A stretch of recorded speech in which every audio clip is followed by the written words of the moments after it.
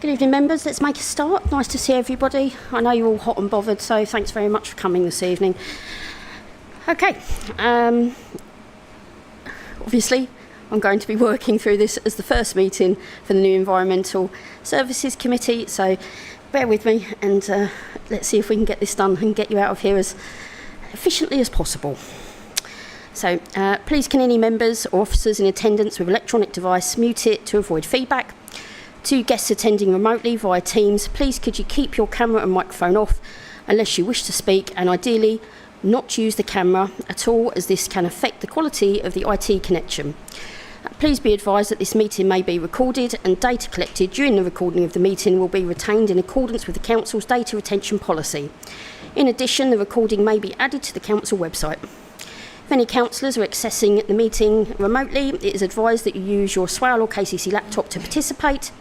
If you join using the link on the website or mobile or tablet device, it is not always possible to identify you, and you may not be recorded as in remote attendance. Please can members speak loudly and clearly into their microphone and switch their microphone off after speaking to enable remote participants to hear the next speaker. Committee membership. Please note that Councillor Kieran Mashuk has replaced Councillor Chris Palmer on the committee. Welcome, nice to have you. Chair's introduction. Welcome to the Environmental Services and Climate Change Committee meeting, and welcome to any councillors and members of the public joining us remotely this evening. Okay. Oh, thank you very much. In addition to the members of the committee, we have the following officers in attendance with us this evening. Head of Environment and Leisure, Martin Cassell. Environmental Services Manager, Alistair Andrews. Service Improvement and Project Manager, Andre Bowen. Active Travel Officer, Michelle Anderson. Mid-Kent Environmental Health Manager, Duncan Hayes. Team Leader, Environmental Protection, SWAL, Claire Lydon. Green Space Technical Officer, Rob Lucas.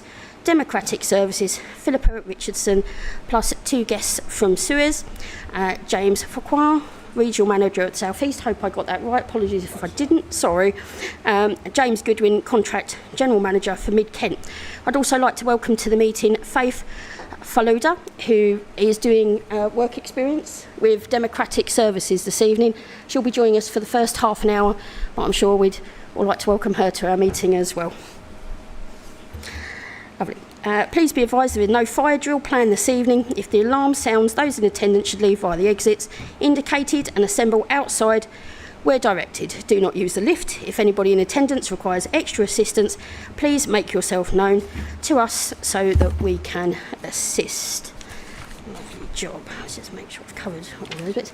Right, sorry, Councillor Bone. Thank you, Chair. Can I just check, actually, if we are actually recording this? Because the screen seems different. We usually have, I think, have some sort of indication whether we are or not. It is. Thank you. Lovely job. All right then. So, if we can move on to item number 2, which is apologies for absence. Thank you, Chair. Apologies have been received from Councillor Rich Lehman, who is substituted by Councillor Alistair Gould, from Councillor Pete Neal, who is substituted by Councillor Lloyd Bowen, from Councillor Alex Eyre, who is substituted by Councillor Hannah Perkin, and also from Councillor Claire Martin. Thank you. Okey-dokey. Do members approve the minutes of... Oh, sorry, apologies, Councillor Bone. Thank you. Councillor Speed is due to attend. He's actually currently at Gillingham due to train issues at the moment, but he is coming, but he's just not here yet. Thank you. Hopefully we'll see him very, very soon. So, item number 3, minutes to approve the minutes of the meeting held on the 18th of March 2025, meeting numbers 749 to 755, and the meeting held on the 14th of May 2025, minute numbers 24 to 25, as correct records. Agreed? Everyone agreed? Lovely job. Let's just sign those off.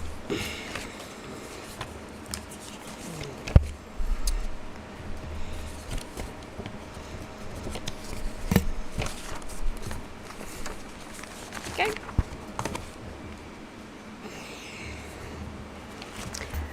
Agenda item 4, declarations of interest. Anybody like to declare anything before we start?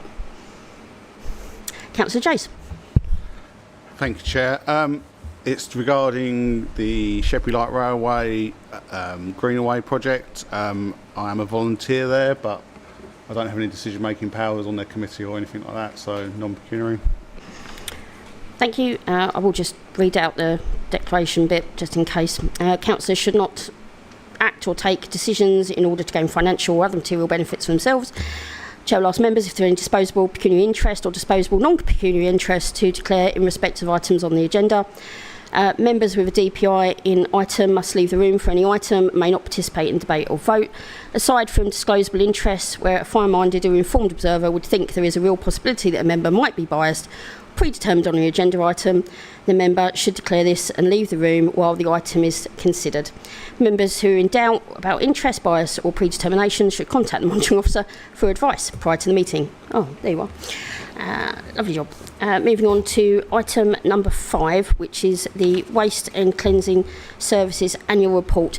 I do intend to take a 5-minute break at the end of this item, members, just so that you're aware. Okay, so I'd like to hand over to Alistair.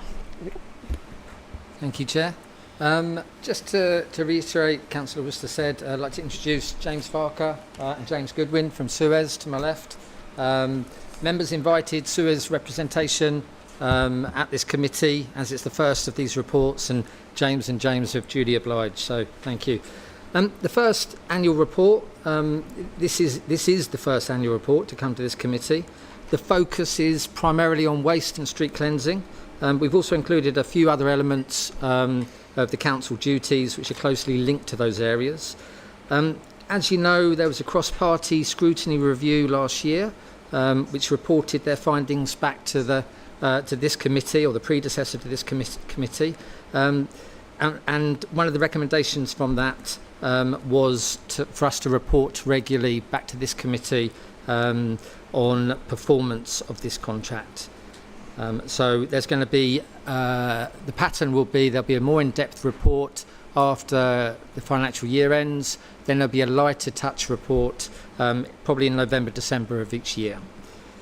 And that new reporting regime is what's triggered recommendation 2, and that's for member discussion, and that's about whether to end the cross-party member working group that was initially set up to oversee the mobilisation of this contract. The Suez annual report for Mid-Kent was attached in the agenda pack. That's Appendix 2, but our focus this evening will primarily be around the Swale report, which was Appendix 1. Being the first report, of course, we welcome comments from members, so we can possibly make amendments for future versions of this report. So we look forward to hear your thoughts on the report itself. Looking at Appendix 1, I think it's clear that we had a very tough start of the financial year after mobilisation. That resulted in some round improvements, some reroutes, alongside the cross-party member scrutiny review. And since mobilisation, we've seen a month-on-month improvement on collections. Service now regularly finishes above 99% of all scheduled collections taking place. And just this afternoon I ran a report on how we performed in June this year, and the figures that returned were saying that we were 99.48% accurate on our collections with regards to those bins being collected on the right days. Saying that, we fully recognise there are pockets within the service where there are some improvements needed. And we've been dealing with members and residents on some of those pockets where we need to make those improvements. Another theme from the report is contamination of recycling bins. It's a key issue for us. We get more rejected lorries at our waste transfer station than in other Kent authorities. The report shows that out of 10,000 tonnes of recycling last year, around 1,500 tonnes didn't get to the recycling plant because of contamination. Primarily things like black bags, dirty nappies, textiles and food waste caused that recycling not to get to the recycling plant. A further 18% of the materials that did get to the recycling plant weren't recyclable. So we really need member support in the coming year to try and tackle the contamination issue.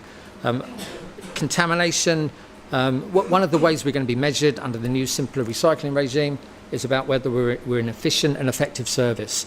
So whether we meet that criteria will indicate how much finance and funding we get through DEFRA. So it's clear that that's an area we need to work on, and we need member support over the coming months. Street cleansing, I think it's fair to say our focus has very much been on waste collection over that first 12-month period. But now that's stabilised, we're able to put a clearer refocus on streets. Suez are busy testing a software system at the moment, and that will enable full integration of street cleansing rounds.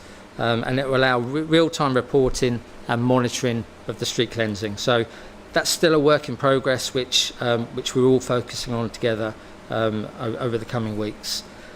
We've also started putting QR codes on some of our litter bins. That helps with our asset management, but it also allows residents to report problems with litter bins far more easily. We've done many on the Isle of Sheppey, and that's starting to move over onto the mainland now. There are some positive sections in the report on health and safety and environmental improvements, but I know we're very tight on time. So I would like to just mention two other areas of work which aren't necessarily in this report, but they're very current and relevant for this committee at the moment. The first is that we've been working, or Suez and Swale have been working with a company called CXK, and we've developed a scheme called Upcycle Your Skills. It's a free 5-week summer programme running in Sheerness, designed to support young people in Swale who are not in education, employment or training, or they're in risk of moving into that bracket. And I believe that starts in Sheerness this week. I mention it because it was the social value champion at Suez who's been driving that project. So I just want to make you aware that it's happening at the moment. The other one I would like to mention, the food waste sticker campaign, which we've undertaken across May and June this year. What we're seeing is large numbers of residents signing up to food bins, which is truly magnificent. It's where we need to be. We need to be getting food out of the residual bins. We need to be getting it into the food recycling bins. And we've had a massive sign up of people requesting those bins. So I just wanted to mention that's a really positive piece of work that's happening. We didn't anticipate just how popular the scheme was going to be, so we got a bit of a delay on food bins going out. That's not because we don't have any, but it's because in normal, last year we had about 500 requests for food bins over this same period. This year is between 7,000 and 8,000. So it's a huge improvement, and Suez are working into the evening and at weekends to try and get those bins out as quickly as they can. But I just wanted to make you aware of that, because that's something that's happening now at the moment. And I think I will leave it there. Thank you. Lovely, thank you. Any questions from members? Councillor Jackson. Thank you, Chair. I think it was a very good report, but my question is, do we have any extra coverage built in for special events like the Hop Festival or the food markets going forward for street cleansing? We're already planning for the Hop Festival this year, so we're getting a team together for that. So we will be fully planned and ready by the time that happens. Okay. And could we have it in the report in future going forward? Thank you. Yeah. The Hop Festival is one of those events we plan for within the contract, so it is mentioned in there, and Suez will plan for it routinely, because it's an identified piece of work. But yeah, we can include it in there for sure.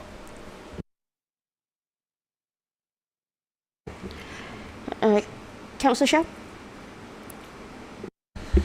Yes, thank you. My question was around the health and safety data. Both of the reports are very good, but when you cross-reference the data, they don't really add up. So in March, we're saying that there was only 2 near misses, but Suez are saying that there was 4, and the data just doesn't cross-feed quite as well as I'd hoped. Yeah, that's a fair comment. The annual report that Suez provided is for Mid-Kent, so it includes Ashford and Maidstone as well, whereas the data we tried to provide in the Swale report is purely for Swale. That's absolutely great, but in February we had 5, but Mid-Kent are saying across the whole partnership there was only 3. So it just didn't add up. Okay, we can take that away and look at that. Thanks for pointing that out. Councillor Jays. Thank you, Chair. As you know, the waste contract is very close to my heart. As we were promising so many unicorns, how great it was going to be when Biffa were gone. And we're yet to see them. If anything, I think we're in a worse position now with street cleansing than we were with Biffa. At least when you submitted requests through the system to get Biffa to clear something up, it was cleared up. I've got stuff, as I've told Martin today, that's 4 months now outstanding on street cleansing items raised. I don't think that ever happened under Biffa. On 2.9 in the report, it says this coincides with change to administration structure, etc. I really would like us to expand more on that paragraph. It's a reason why we're going to disband the waste members working group. I don't think I've seen, other than this, I don't think I've seen much on that. On the implications, it mentions about bulk waste. I looked again today, as I look quite frequently, and if you want your bulk waste collected, you'll have a 4-week wait on the island. I think that's unacceptable. I think that could be a cause of fly tipping. If you went down Elm Lane any point this month or last month, the fly tipping is currently breeding. Once one bit appears, it just seems to continue. We really need to concentrate on our bulk waste service. I'd love to know how many abandoned, when we log on to bulk waste, how many people abandon asking for a collection when you see you've got a 4-week wait. It's an income generator, and it's something we really should be pushing hard on. In the same sections, implications, crime and disorder, the swift removal of litter and fly tipping assists in reducing the broken window effect and keeping the borough clean. Health and wellbeing, adequate street cleansing reduces litter detritus dust build-up on roads that becomes airborne. When can we expect to see this? We're over a year into the contract now. I went out with one of the contract officers 5 weeks ago and showed them the state of street cleansing on the island, and there is no improvements. If anything, it's got worse. We've noticed over the last month that bin collections on the island it's a very random system of when they actually collect empty the street bins. Onto the report. I think the first picture of loads of lorries lined up, I'm sure we could have had something better than that. I don't think it's a great look. On page 11 it says it is also a requirement to keep the borough at a suitable level of cleanliness. When will we see this? This includes street cleansing as required and emptying all the litter bins, ensuring they do not become overfull. Well, my God, there's a failing for starters. Sorry, Councillor Jays, just for the sake of time. Yes. If you've got, I know they've been really important questions, but can you summarise? I thought we was here to review and scrutinise this report. We've all done scrutiny training, but I can attempt to speed up. We've got street cleansing, the tonnage collected. I think if we actually started improving our street cleansing, we would see those collection rates go up. On collections, it says about mirrored collections for different streams, alternative weeks. Did that not happen under Biffa before? Because it seems like a logical thing to have done, to have mirrored collections. I disagree with the waste working group being disbanded. We've got massive recycling changes coming, and street cleansing is still not up to standards. I think at this committee we should agree to continue this group for 1 more year to monitor the changes to recycling and the street cleansing, so I'll be voting against that. It's school report season, and I've got Suze's report. C for household waste collections, improvement required, and an F for street cleansing. They must try harder. I've previously notified you, Chair, that I'd like to make a amendment or add a recommendation, and that is that all food waste transfer bins be a colour other than blue or green.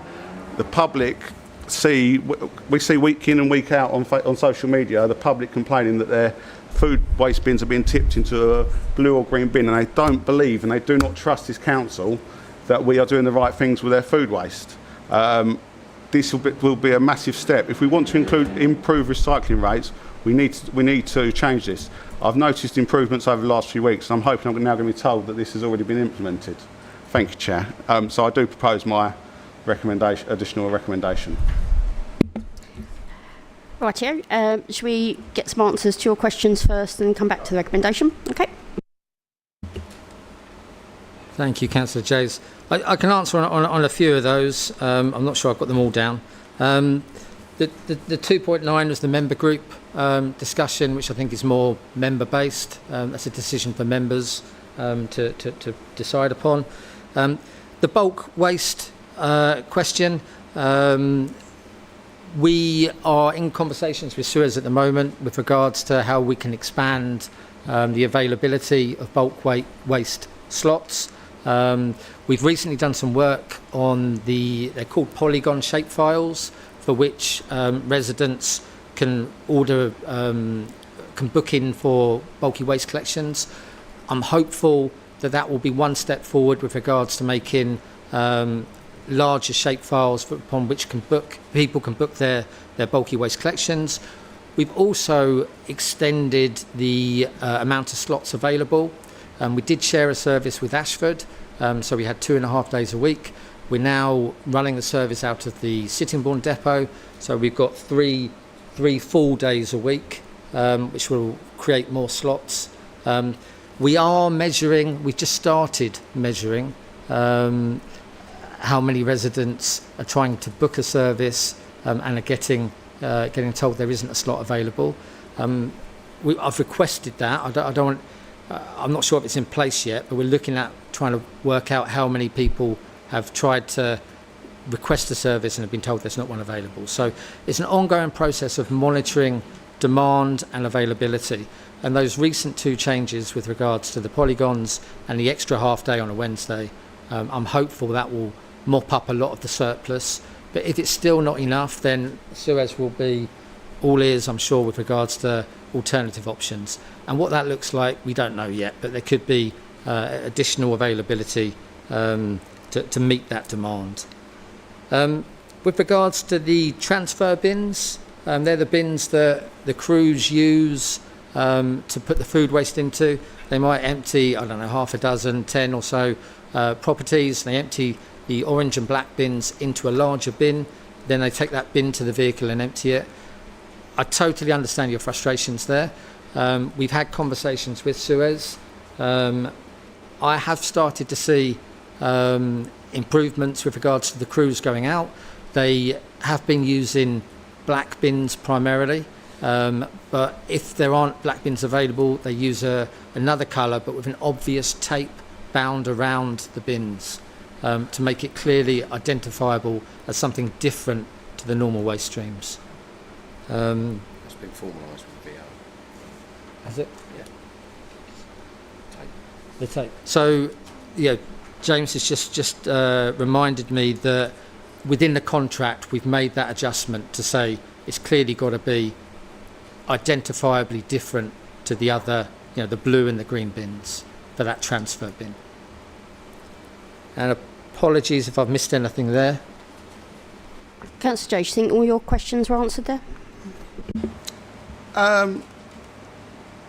From memory, I believe so. There's plenty of other comments I could make on the report.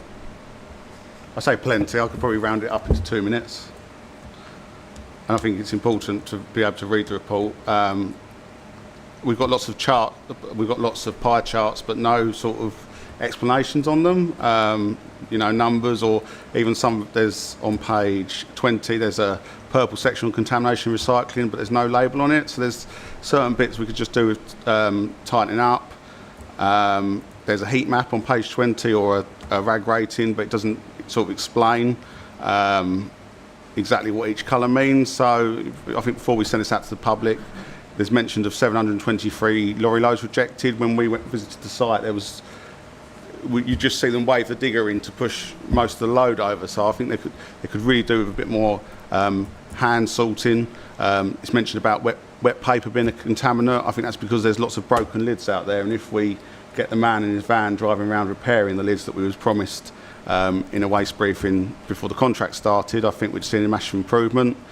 Wheeze are mentioned here as massive contaminant because we've stopped collecting them. I know we hope to do road shows in the future to collect them, but I think that's clearly why we're seeing loads rejected. I think KCC are too quick to wave their hands and send stuff off to be burnt for energy. So just quickly, councillors, I've got other councillors waiting for questions. Okay. But do you want to deal with the motion? That's in your hand. It hasn't been seconded yet, Chair, so... Okie dokie. Right.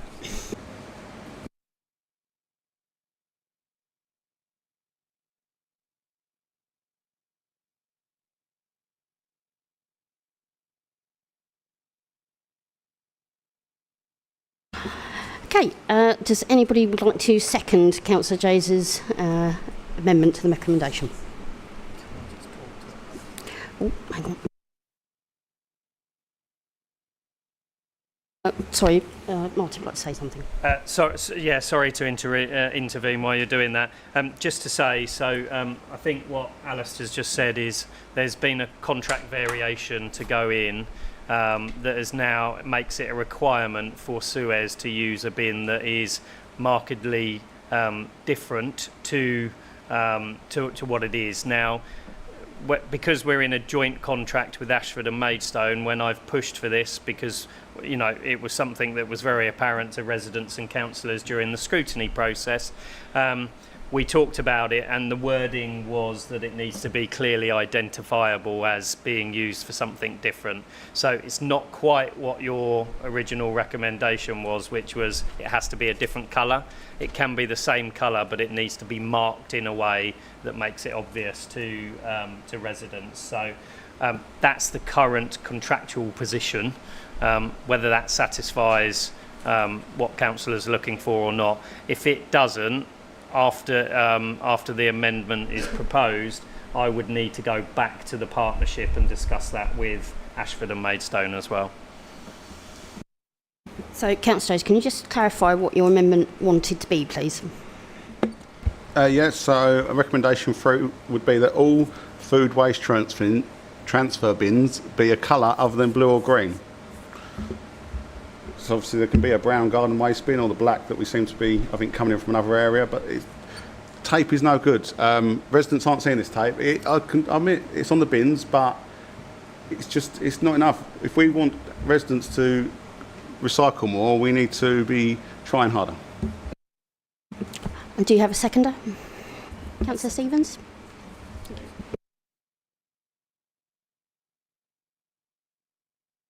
Would any member like to speak to that? Councillor Bone. Thank you, Chair. I do have some sympathy, and I do get it because I think we all see and have had comments from residents about putting the food waste into the back of that truck and blah, blah, blah, and everything like that. However, as we've just heard, it's already now in the contract that it's going to be a different coloured bin, whether it's tape or whatever. So it's already in there. So we've got it's there. So why do we need this additional recommendation? And if we do have this additional recommendation, what are the implications? Because what's the additional cost in terms of sourcing potentially all these other bin colours for this purpose?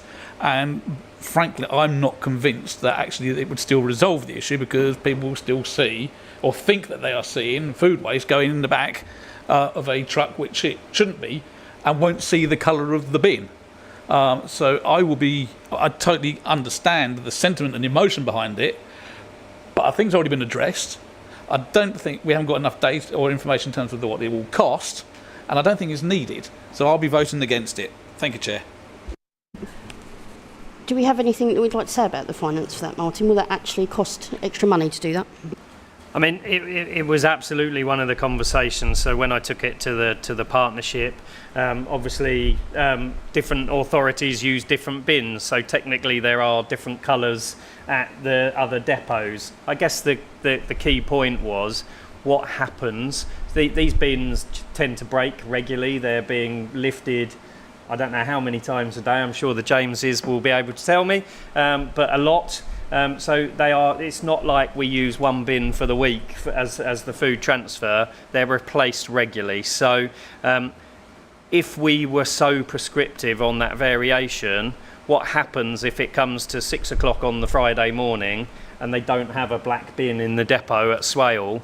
Does that mean we don't collect food waste on that truck for the day, or do we send out a blue bin with a poster or something written on it? So that's why we chose not to be so prescriptive in the variation. In terms of costs, so black bins aren't bins that we own as a operation, so we would need to buy in different bins to be able to do that. And what I would also say with transfer bins, we try to use bins that have been returned by customers because they lost a lid or something like that, so that we're not putting new bins into operation all the time. We're utilising bins that have come out of service. So from a recycling point of view, that's a better operation as well. So we opted not to be as prescriptive, but absolutely welcome to members' views on that. Thank you. Councillor Shell?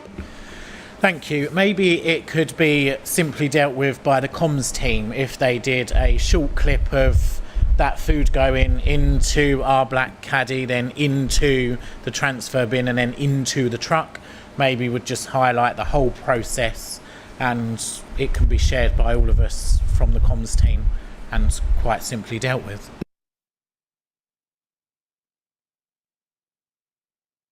I'm always in favour of an extra bit of comms work. I do like that idea. Would anybody else like to speak to the recommendation? Charlie, would you like to? Oh, you want to come back to the substantive? Okay, right, let's vote on the amendment then, please. All those in favour of the amendment, please show. So that's 3 in favour. All of those against?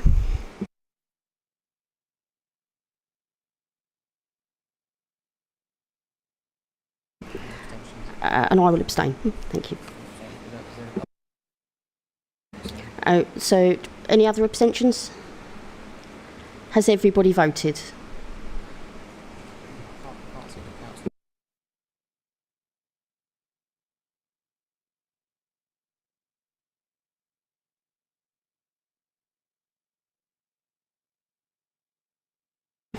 So the recommendation has fallen. Thank you for bearing with me for getting advice for that. Thank you. So let's move back to the original recommendation, substantive recommendations. And I think Councillor Miller, you wanted to speak? Yes. Thank you, Chair. Overall, I believe this report has done a good job in covering the main issues. Whilst I don't necessarily agree with parts of it, such as describing some of the factors that went wrong as a complex mix of issues with many being less easily foreseen. Personally, I looked at the list and would expect the vast majority of those listed to absolutely have been foreseen. However, I do have to raise the positives that have stood out for me, those being the vast improvements reported by October, the number of local jobs Suez has created and the care it appears to be giving its staff, particularly important in Swale, as I can imagine the recent rollout period being an extremely difficult place to be for those working it. Another point that did catch my eye, with a reported 2,615 fly tipping incidents and just 21 FPNs for waste-related crime, what can be done to give this issue the push and action that it deserves? I applaud the 21 FPNs, and I appreciate not all 2,615 incidents are going to be fly tipping, but even still, that figure I find incredible, and I do certainly believe that this deserves huge attention. Thank you, Chair. Thank you very much. Would anybody else? Councillor Mitchell. Well, I think that the report is very enlightening. They've done a lot in the last year. Not as good as Biffa, I have to say. I've had quite a few residents contacting me about that they miss Biffa because they provided services that were much better quality. I can appreciate that they are still getting into the role, and I hope that they will get better. But particularly, I've had residents in the Milton High Street complain about the state of the street. Sorry, Councillor Mitchell, can I just ask you to keep your question to the report? Yes, I was just if that's okay. Yeah. Thank you. Yes, residents in Milton High Street are not very happy with the state of the High Street there. I'm not either. I feel like all high traffic areas such as the High Street in Milton, Sheerness, Sittingbourne should be kept to a high standard. And I hope that can the Biffa please guarantee that they provide regular street cleansing Suez. Suez provide regular street cleansing to high traffic areas like high streets and parks. Just to pull you on a little bit, do you feel that that information is missing from the report that you've got in front of you? Well, I feel like it's just visually disappointing. Going to the high street and seeing that there's rubbish everywhere. I feel like even on the report, it doesn't highlight the fact that there's still a lot of rubbish everywhere. There's not enough been done. Yeah. Okey-dokey. Martin, would you like to comment on that one?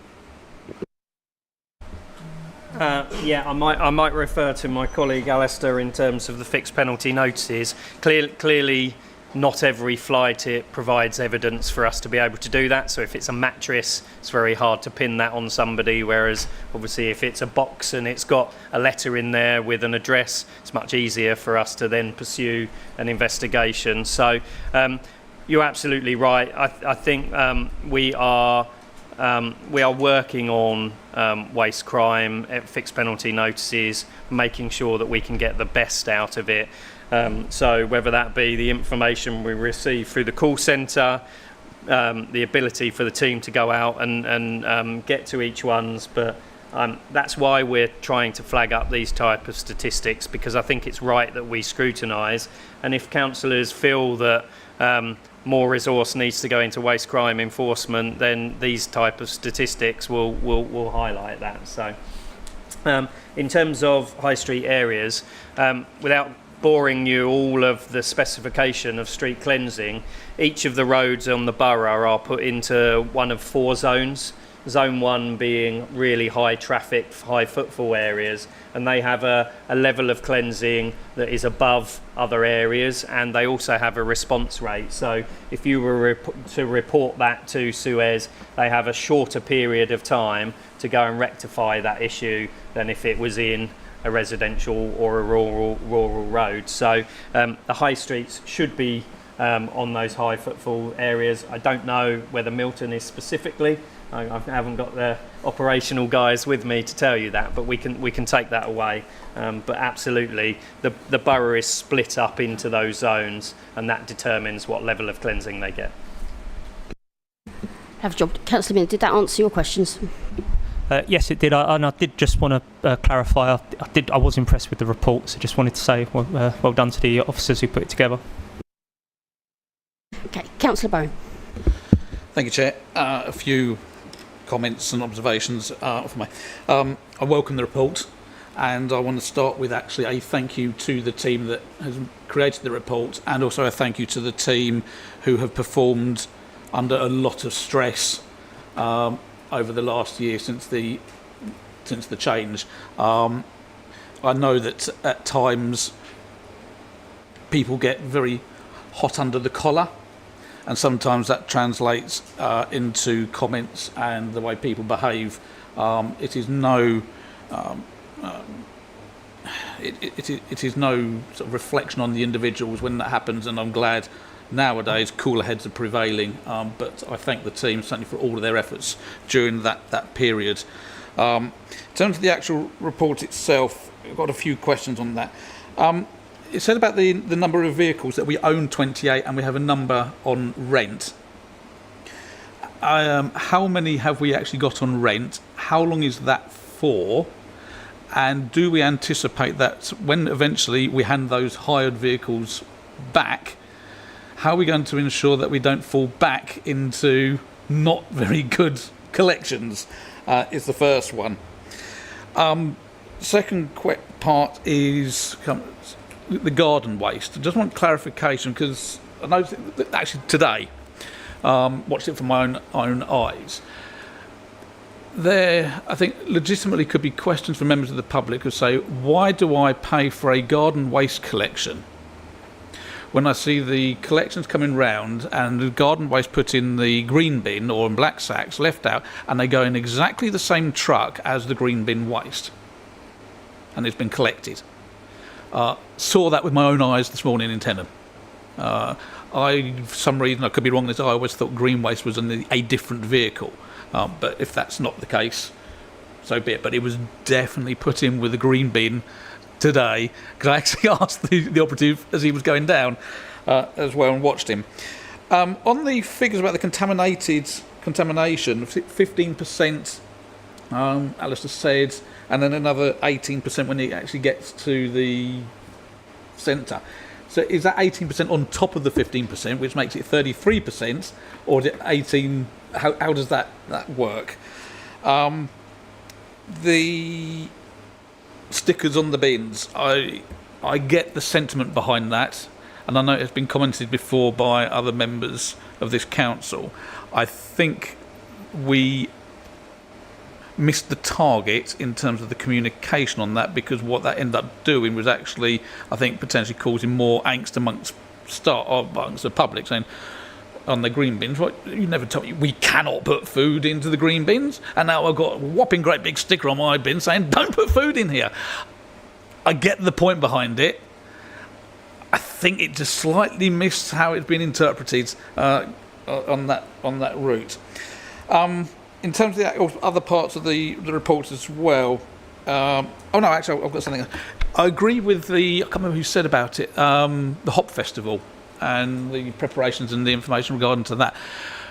Could we also expand, obviously the Hop Festival is the big one for the area later this year, but would it be also possible to keep or gather some additional data for the effect, for example, of Faversham Carnival, Sittingbourne Carnival, and how much of an increase in demand that implies to the area or the areas where events of that type are held? That's not just Sittingbourne and Faversham. I know there are other areas around. So if it's possible to get that data going forward, I think that'd be quite useful.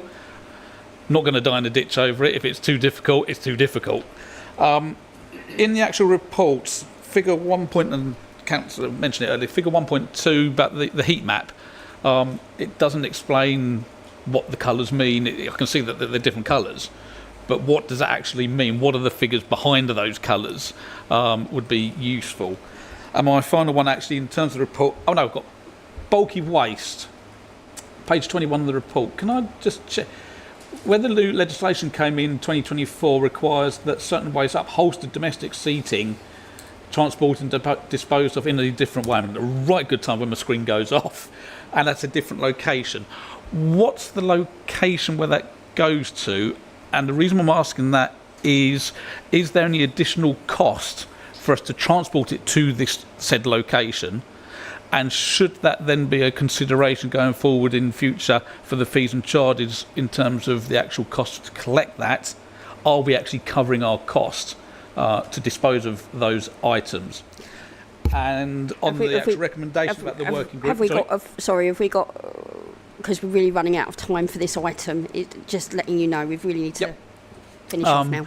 On the recommendation, in terms of the working group, the whole idea of a working group is a finite. It was set up to look at the contracts. It's done that, and it's done that very well. I don't agree that, I agree with the report that it should cease. If something comes up in the future, we set up another working group, but we shouldn't keeping the same working group when actually what's the purpose of it going forward when I don't see it at this point in time. If something else happens, we form another one. But I don't think it's needed, and I'll be agreeing with the recommendation. Thank you very much.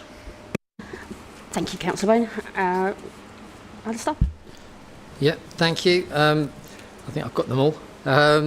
So the number of vehicles, we own the ones that we procured. The rented ones are actually taken on by Suez. So Suez are renting them at their own costs to supplement the fleet we already procured. And they'll increase the fleet or reduce it as the demand requires, the operational demand requires. So there's no cost to us there. The garden waste, if you email us the specifics of what you saw and when, all of the vehicles that we've procured, apart from the hire vehicles, have CCTV.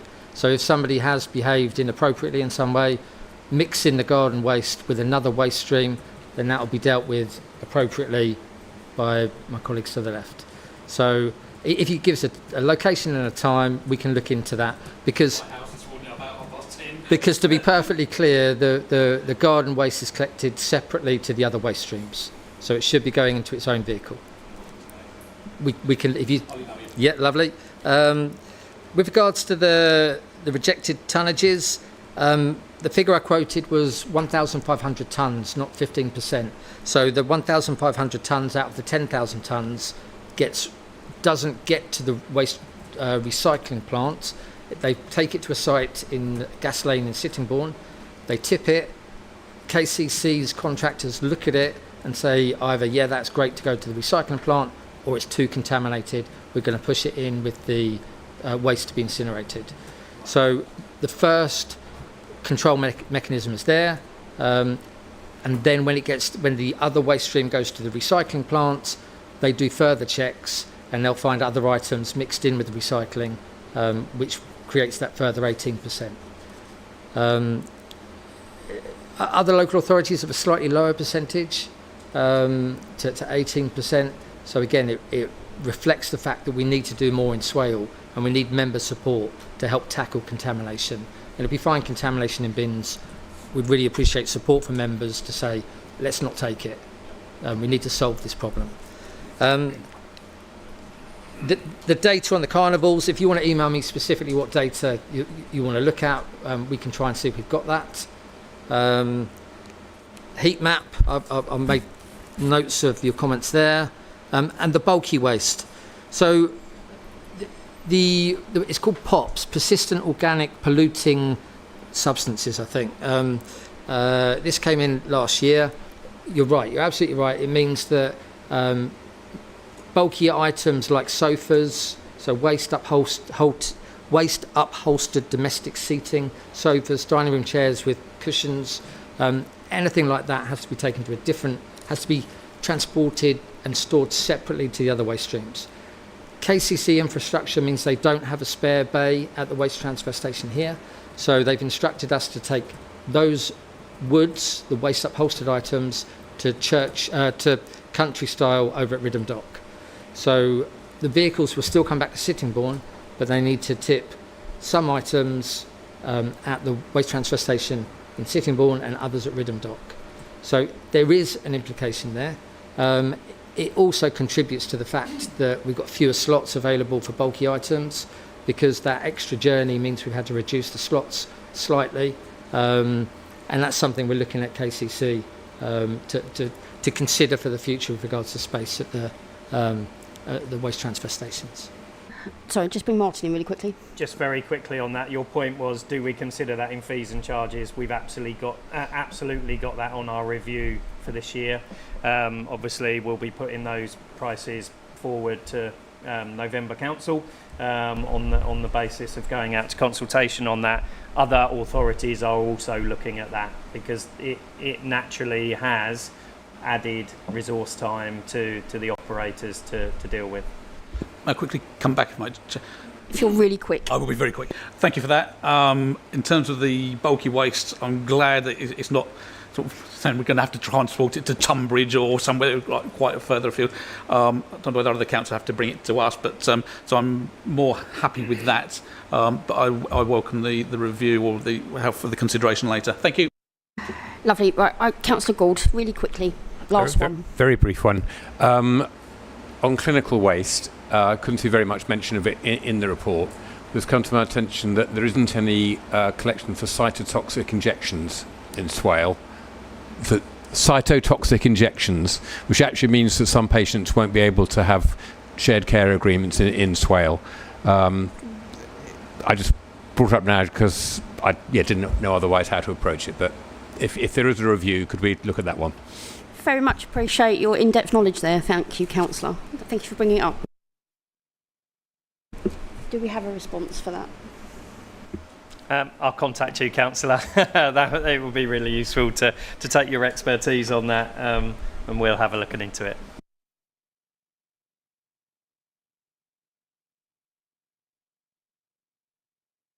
Right, we're going to move on to the recommendations now. So I'm assuming that members would like to take the two recommendations and vote on them separately as opposed to together. So have we got a proposer and a seconder for recommendation 1, which is to discuss the contents and approve publication of the report on the council website?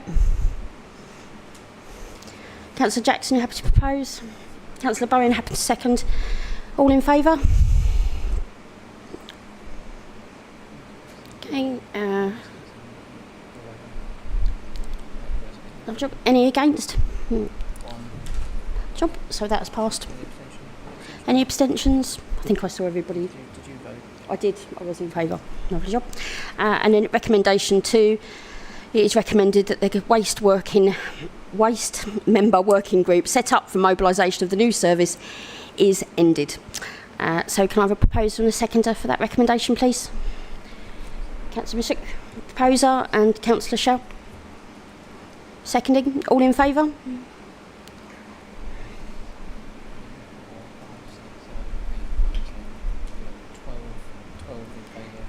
Any against? Against. Any abstentions? No, so that 2 has passed. Right. So we are going to move straight on to the next agenda item, if that's okay, which is agenda item 6, local walking and cycling infrastructure plan. While we get ready for that, thank you very much for attending this evening. It's been very nice to see you. Thank you. Okay, and I think, Michelle, that's your... Thanks, Chair. Lovely job. For the last 8 months, I've been working with some consultants to put together a local cycling walking infrastructure plan, or an LCWIP, is what I'm going to be calling it going forward, for Swale. Just to note that there has been draft versions of a Sheppey Towns LCWIP, and also a draft version of pretty much a Sittingbourne LCWIP. And there's also an LCWIP that's already in and agreed, that's run by Faversham Town Council. So for the purposes of today and what I'm asking for, we're not ignoring Faversham, and I'll explain that in a minute, but we're not asking to go to consultation on the Faversham routes. So what I've done with the... Is it still working? Yeah. What I've done with the LCWIP at the moment for Swale is that I've put together and merged the Sheppey Towns LCWIP and the Sittingbourne LCWIP, and overlaid it with what's already there for Faversham. So the routes already in Faversham that have been agreed, voted on by the Town Council and managed by the Town Council are just overlaid onto the WIP. So at the moment we have a full LCWIP that was on the report and the white paper. It's a very long document. There's a lot of detail in there in terms of where we got to and why we decided on the routes that were decided on. Lots of different data gathering, but for ease of public digestion, we've also put together an executive summary. Now, the executive summary is the LCWIP in a nutshell, basically. So that should make things a lot easier for the public to look at. And if they want the real detail behind why the routes were chosen and the reasons behind that, then the full WIP is there as well. So I already have funds secured to pay for the implementation of this and also for the consultation of it. And they are paid for and funded by Active Travel England.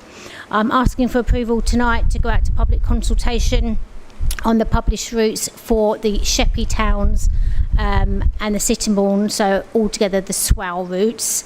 The advantages have been detailed in the white paper, and they range from environmental, health, economic. There's all sorts of advantages for an LCWIP. I'm looking to go to public consultation for 8 weeks starting in September, and this will be an online consultation. But I'll also propose that static stands are available at Swale House, at the Sheppey Gateway, for those who can't be online. I'll also make myself available for parish, town councils, area committees, etc. So I think that's probably me. So any questions?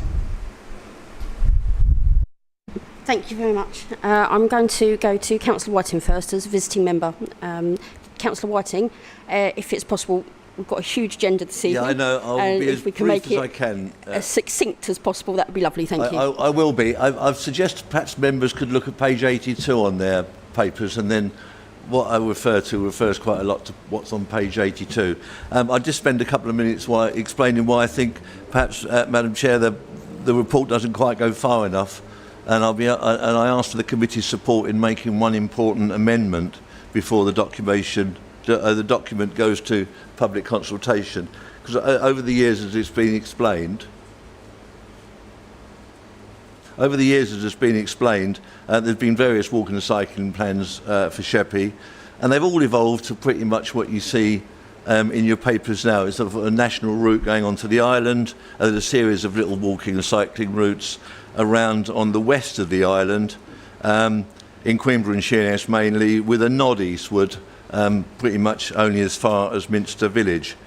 Its stated aim is to link people with their places of work or education and increase tourism. However, it does fail to propose any route to the east of Sheppey, where the tourists tend to congregate, or to increase the cycling journeys to the island's largest employer, which is the prison service. The prisons up there employ over 1,500 people.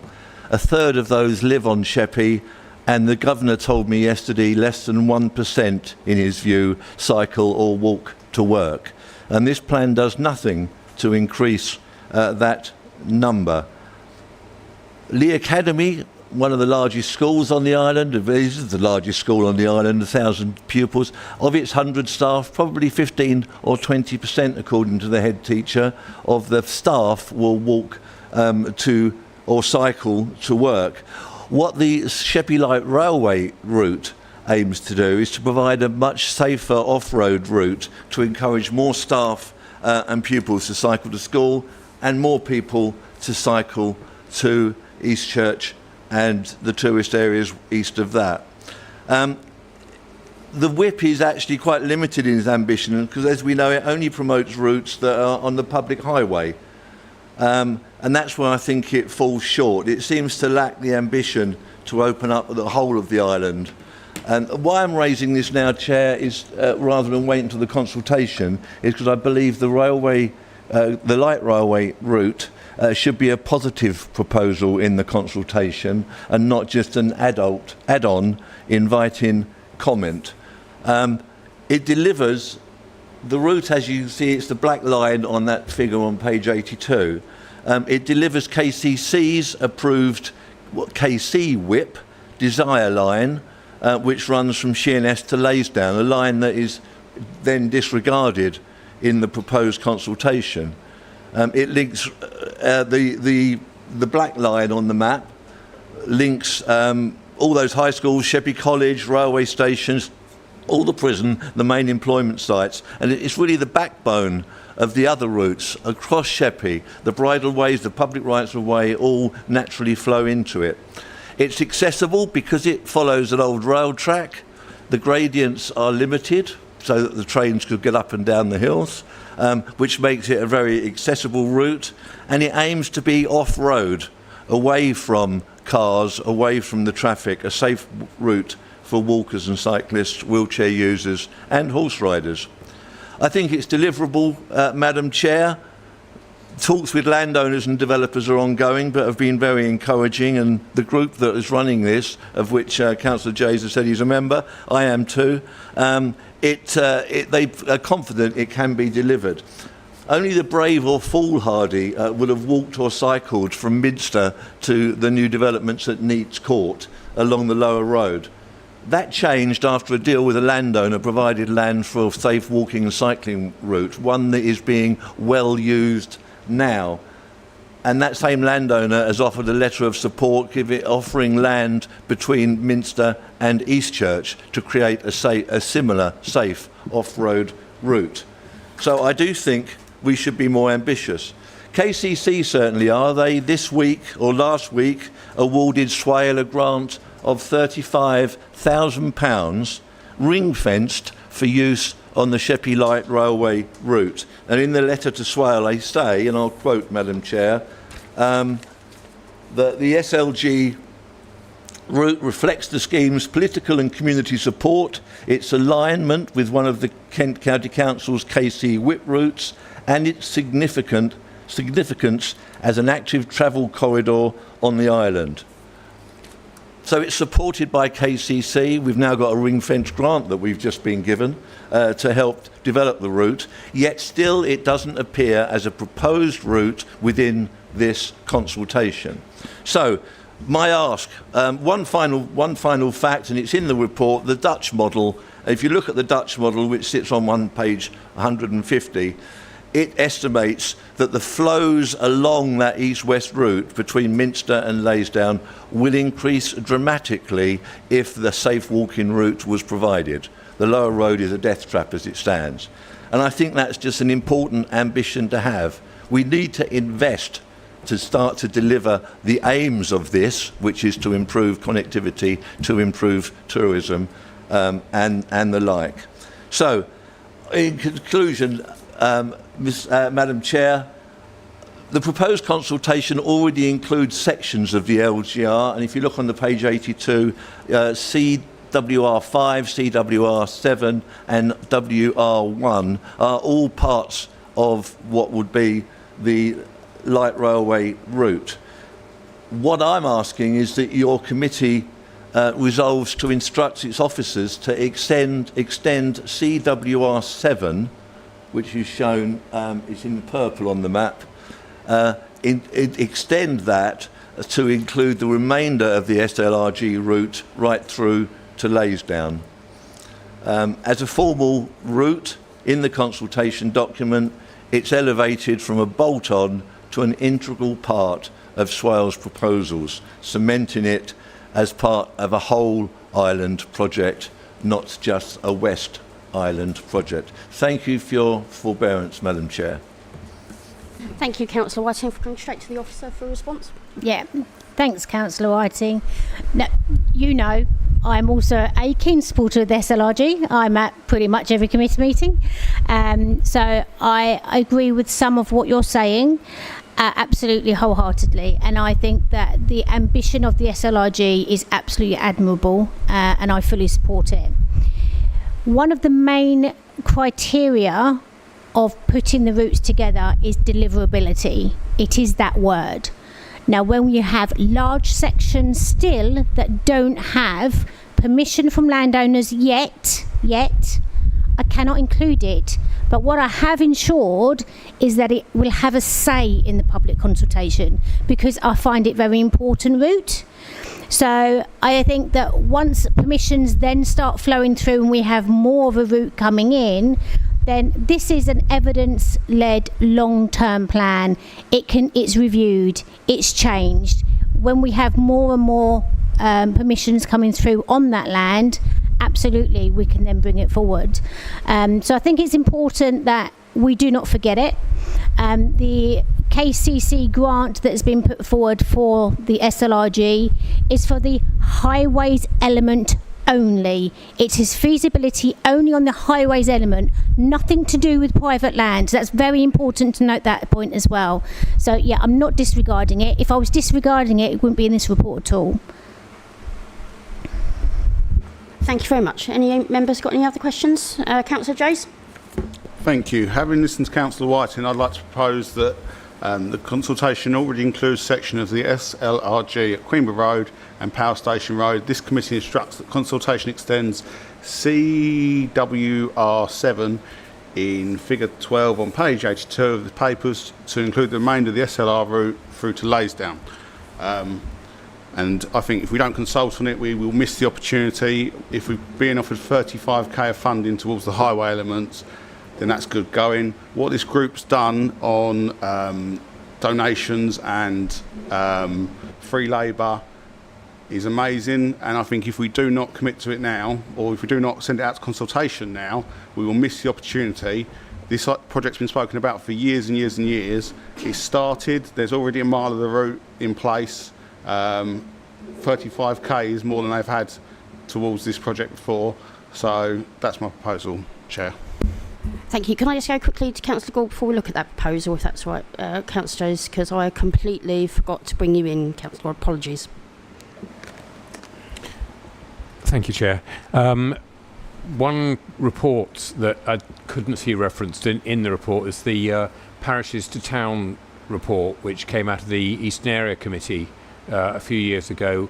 I think it actually provided funding for Faversham Town Council to provide that, and that was looking beyond Faversham Town itself, which I think the Faversham LC Whip is very focused on the town. This was trying to look at possibilities for links beyond the town, and that report had quite a lot of input, and I'm surprised. I feel it should be referenced in this report.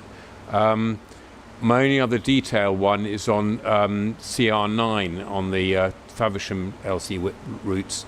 It ignores part of a cycle route that's already in existence in the run-up to Brenley Corner, and appears to try and get people to go straight across the Thanet Way, which, having tried to walk that bit once, I don't want to do it again. So it's, the route that is shown on CR9 around Brenley Corner, I think, needs to be looked at again. Thank you.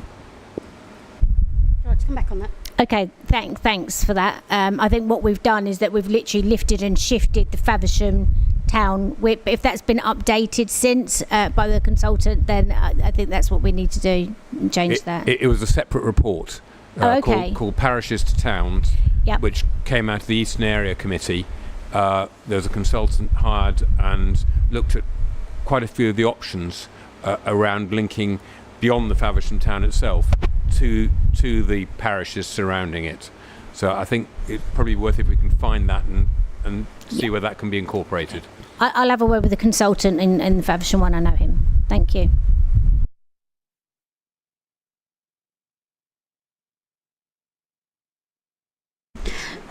Okay, thank you for that.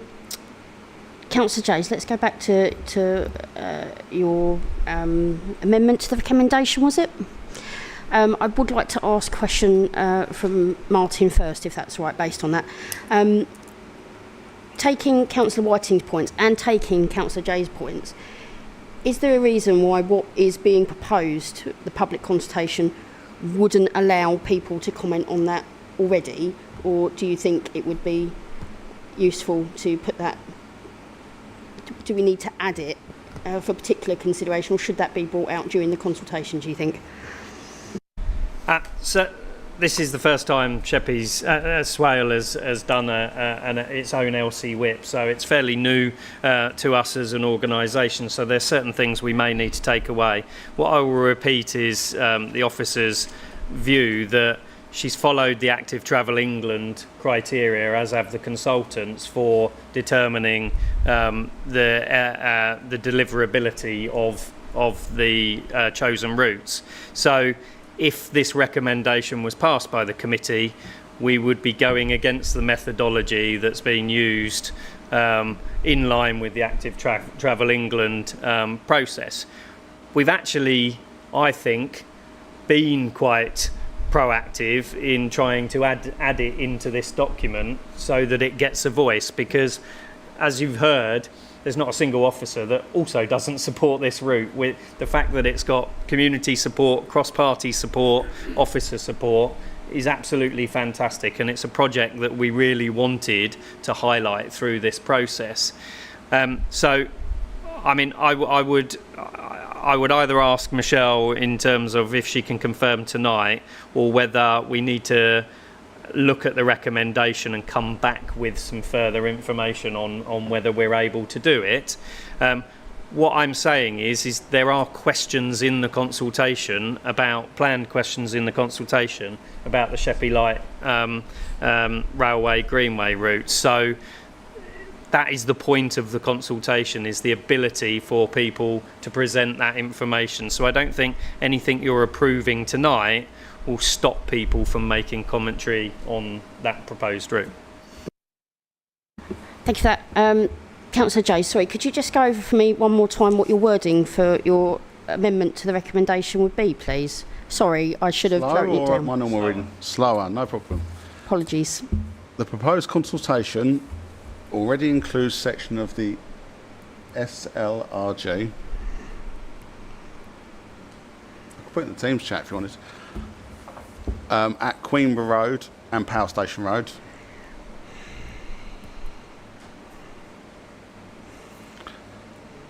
This committee instructs that the consultation extends CWR7 in figure 12 on page 82 of these papers to include the remainder of the SLRG route through to Laysdown. Do you have a seconder? believe so. Oh, Sorry, Councillor Marchington, apologies. Seconder. Would anybody like to speak on this? Councillor Shell. Yes, thank you. It is a really good project and they've been working extremely hard, and this is an amazing report. Anything that gets people moving is absolutely amazing. I just wanted to pick up on something Michelle said, that if we add that section into the consultation and it's not seen as deliverable, will that affect our ability to apply for funding if we have an undeliverable section within our WIP? So when we apply for funding, it's applied for route by route basis. So a route, for example, could cost £8 million, and around 10 to 20% of that cost will be purely design stage. So yes, we could get to that SLRG route depending on where it comes as the priorities after public consultation, and it might be actually, it's a very long route, let's face it.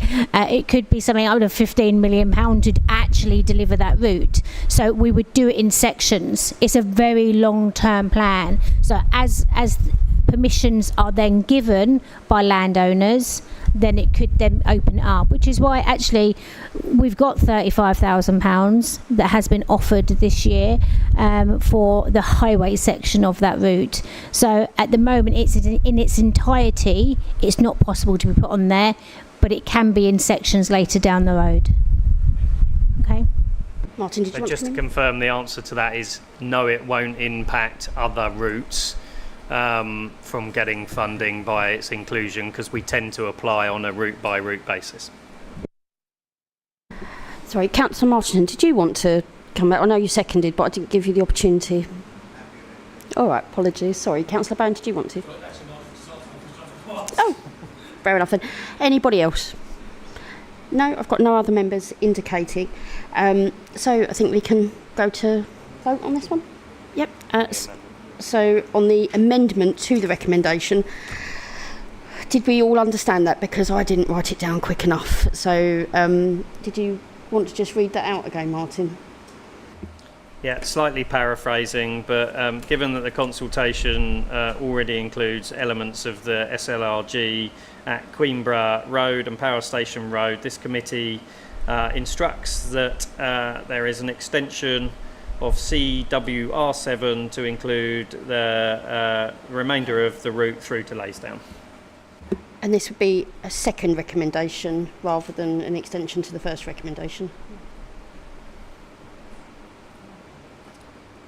I think it needs to be a second one, so to add it to the document, and then you would agree recommendation one.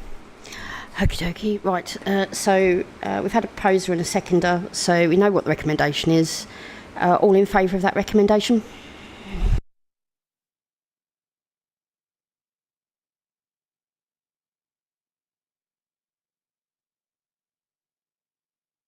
All against? Would anybody like to abstain? One. Lovely. Okie dokie. Okay, so that recommendation is added to the report. So if we go back to the initial recommendation, which was to agree to proceed to the public consultation for the Swale Local Cycling and Walking Infrastructure Plan, LC WIP. Lovely job. Councillor Bowen. Thank you, Chair. Before we get into the recommendations, just a comment, if I may. On page 79, actually the same page as what Councillor White was talking about. No, it wasn't actually, a different one. CR1, the route between nearly the 249, certainly the other outside of Sittingbourne through to Faversham. Welcome that. My concern is that follows the lower road route, which is better than the A2, absolutely, but is still absolutely fraught with danger for pedestrians. Well, there's no pavement, there's no cycle path or anything like that, so there is a greater risk there. I would highlight, if there's any way to put this in for consideration, there is a public footpath that runs from Tong through to Konya along the Saxon Shoreway. And it is an absolutely beautiful path to walk along, and it is possible to cycle it. And to me, it's a bit of a no-brainer, because I think that is a far safer and more suitable route for consideration. Thank you. Can't cycle on a footpath. We may need to change a few bits then. Is this something that could be put through for the consultation, though, Councillor Bowen? I think, yeah, it might be an idea to. It'll be a better option to look at rather than the actual road. But I do take your point. Thank you, Robin. Right. A small aspect there. Lovely, thank you. Anybody else? Councillor Jays? Thank you, Chair. As it's been mentioned about the 35k from KCC, have we accepted that money? I'll deal with that one, Chair. No, because we only got told about it this week. So that was slightly a surprise that it was mentioned, in that we haven't accepted it yet. But clearly the intention is to accept it. And we're just working through the process of understanding the terms and criteria that have come with said funding. Councillor Jays? Thank you, Chair. In the report, it mentions about next steps and about prioritisation of routes. How will that be undertaken? Will that come back to the committee or for members to decide? And also, I think it'd be nice to tighten up the first recommendation, finish it off with the outcomes of the consultation returned to the committee. I think that should be there. Michelle? Thanks, Councillor.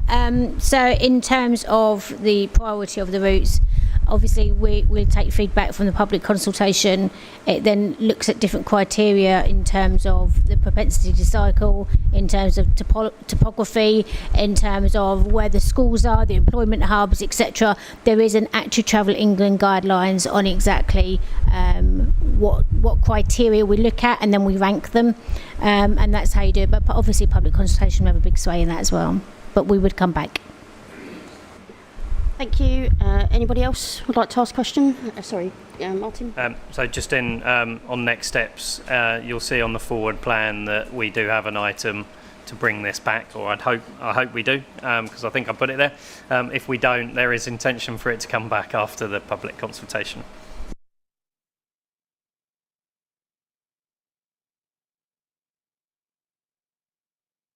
Okie dokie. I've got a question actually that I'd like to ask the officers about accessibility to this consultation. I'd like to know that it's going out to towns and parishes for the areas that are going to be affected. I think they could have an interesting voice supporting their residents through it. And I'd also like to ask members as well, a plea, if this goes to consultation, that we can make a real effort to make sure that disability groups get the opportunity to feedback as well. I'll be making sure that that happens in my ward, because I want to make sure that if we're putting things in, they're accessible as possible to everybody in the community. I know it looks great having an LC whip, but I don't want to have things that are not accessible to everybody where we can help it, if that makes sense. So that's a personal ask, but anyway, if nobody else is indicating, let's move to the vote then on that one, if that's possible. So have we got a proposer and a seconder for recommendation 1? Councillor Jays to propose, Councillor Shout to second.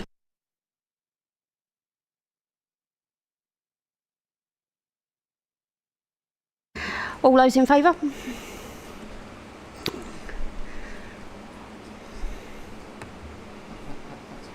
Okay, that's unanimous, that's passed. Lovely, thank you. So I would like to stop for a 5-minute break, if that's acceptable to everybody. Lovely, so I'll say back at 25 past then, members, thank you.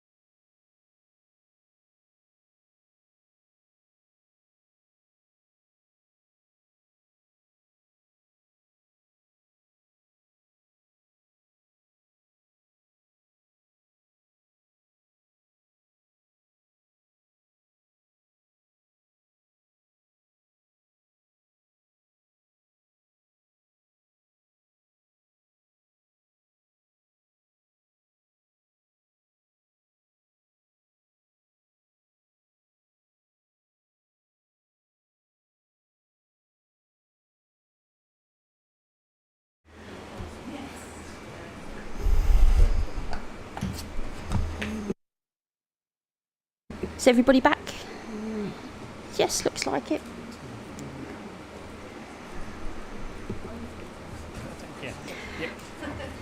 Okay, we're going to move on to item number 7, which is revocation of the air quality management areas in East Street and Tenham due to air quality improvements and recommendations from DEFRA. Can I ask the officer to take that on? Hello, sir. Thank you, Chair.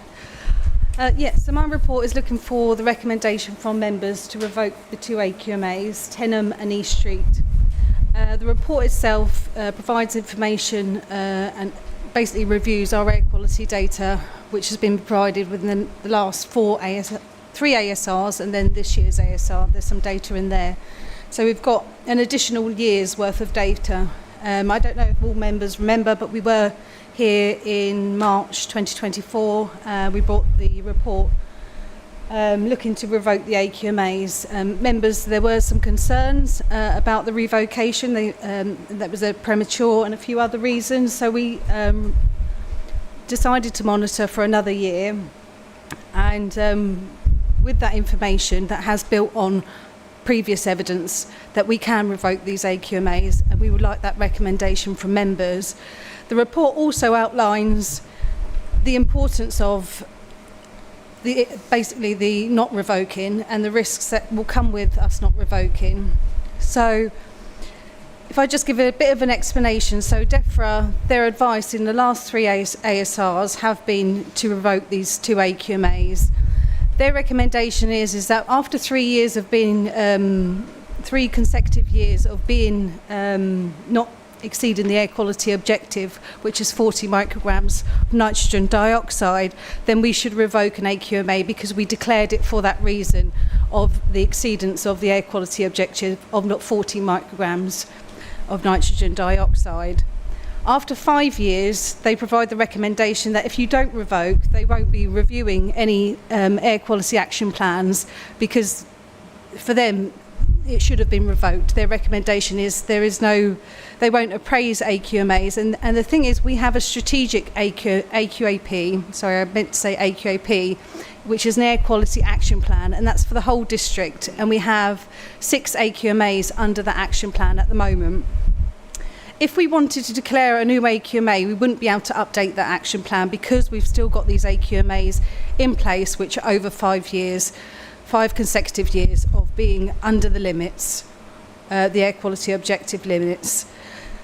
Not only does it risk us breaching legislation, because if we do see that an air quality management area needs to be declared, then and we can't declare it, then it's part of our statutory duty to declare it. So we would be in breach of the legislation that we abide by. Not just that, it also weakens the importance of these AQMAs, people that live within these AQMAs. If we just keep them there, even though we know that it's not exceeding, it will just dilute the impact and the effect of them. The report also includes evidence, not just from the air quality ASRs, that's our annual status reports. My team has a duty to report on air quality every year, and it usually reports on the previous year. And as part of that evidence, that's quite a significant amount of evidence that is. But we did also do a detailed assessment in 2022. We had it modelled from the year 2022 to 2028. That also said that we wouldn't be at risk of exceeding the air quality objective in 2028. And that is a recommendation from DEFRA that you do provide a detailed assessment. It's not something we have to do, but if we want to be sure and also make that reassurance to people like yourselves, members and the public, and that's what we have done. We also have done additional monitoring. So within Tenham, there were concerns about some of the tubes locations. So we have put additional tubes in that AQMA, and they are still not exceeding, and they're not near the air quality objective. If you see in the report, we've got figures 1 and 2, which shows you the 6-year period, but we've also got in figure 3 and 4, which is more of a long-term trend within both those AQMAs. Some of the years are slightly different, but you will see those long-term trends and how it's changed within the last 10 years. As I explained in the previous report, air quality is improving, not just within this district, it's improving nationally. As we've been advised, it's more possibly because of the Euroclasses improvements, and so we're seeing more less polluting vehicles on the roads, more EV vehicles, and we're seeing less diesel vehicles, and also the change in working patterns since COVID, so less people are maybe using more online purchasing. As I mentioned at the bottom of the report, that if we did revoke these AQMAs, they would still be classed as air quality sensitive areas. They would still be monitored, and it would be outlined within our action plans the importance of these areas. So we would have something in place to make sure that any deterioration that happens, we will be able to act on it. So it won't be that if we revoke, we're just going to take out the tubes and not monitor. We will continue to monitor, and we will report within our annual status report. And that's really, we've also got two appendices as part of the report. So we've got an air quality management document, because we want to be as transparent as possible about how we monitor and give members that information, because I know that it was mentioned before that members wanted to know a bit more about how we monitor air pollution within the district, not just using diffusion tubes but also using the continuous monitoring stations. So that gives quite a detailed explanation about how we monitor, but also how we revoke and declare AQMAs. And I think that's everything from me. If anyone has any questions. Thank you, Claire. Anybody? Councillor Speed, I've got you first. Thank you, Chair, and again, apologies for my late arrival this evening. I've looked at the DEFRA guidance on how to revoke an AQMA, and this is taken from their review of procedures and practice for local authorities. Under the Environment Act 1995, local authorities are not necessarily under a duty to revoke an AQMA once the air quality objectives are predicted to be met. The provision in the Act gives local authorities the discretion to revoke if it appears to them that air quality objectives are likely to be met. However, a great deal of caution should be exercised before revoking an AQMA. And I quote, "Keeping the order in force will potentially offer a greater check on developments within the area, which could significantly degrade air quality, thereby triggering redeclaration." DEFRA also state that local authorities should be confident that the years counted towards full compliance are representative of typical conditions, and therefore are in a position to assure local communities that achievement with objectives will be maintained after revocation as required by the Environment Act. Sorry, Councillor Speed, is there a question for the officer at all? I am expressing my view on this recommendation. Okie dokie. We're really tight for time this evening. This is a really important matter. There is a proposal here to revoke an AQMA in my ward, and I think the committee needs to hear what I have to say on this subject.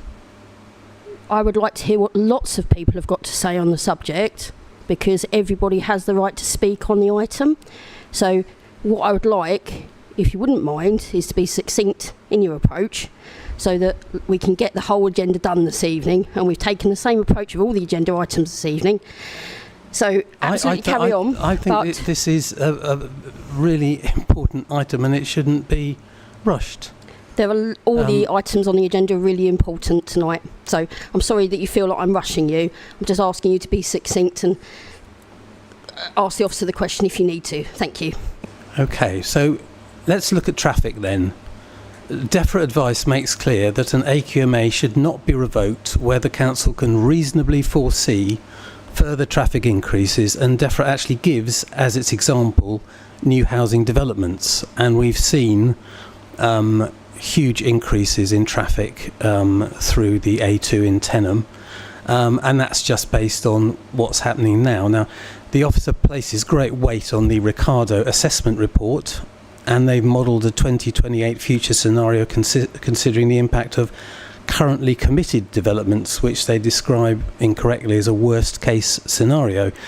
They don't explain which developments they've included, but given the report date and their reference to committed development, we can safely assume they haven't considered approvals granted after this date. So there's at least 1,000 houses in Tenham that they haven't taken into account, and they haven't taken into account the Duchy of Cornwall, and they haven't taken into account Highstead Park. And our modelling shows that, for example, if Highstead Park northern side is approved, there'll be an increase of 5,000 vehicles through Tenham on a daily basis, and there'd be an extra HGV movement through London Road Tenham every 90 seconds.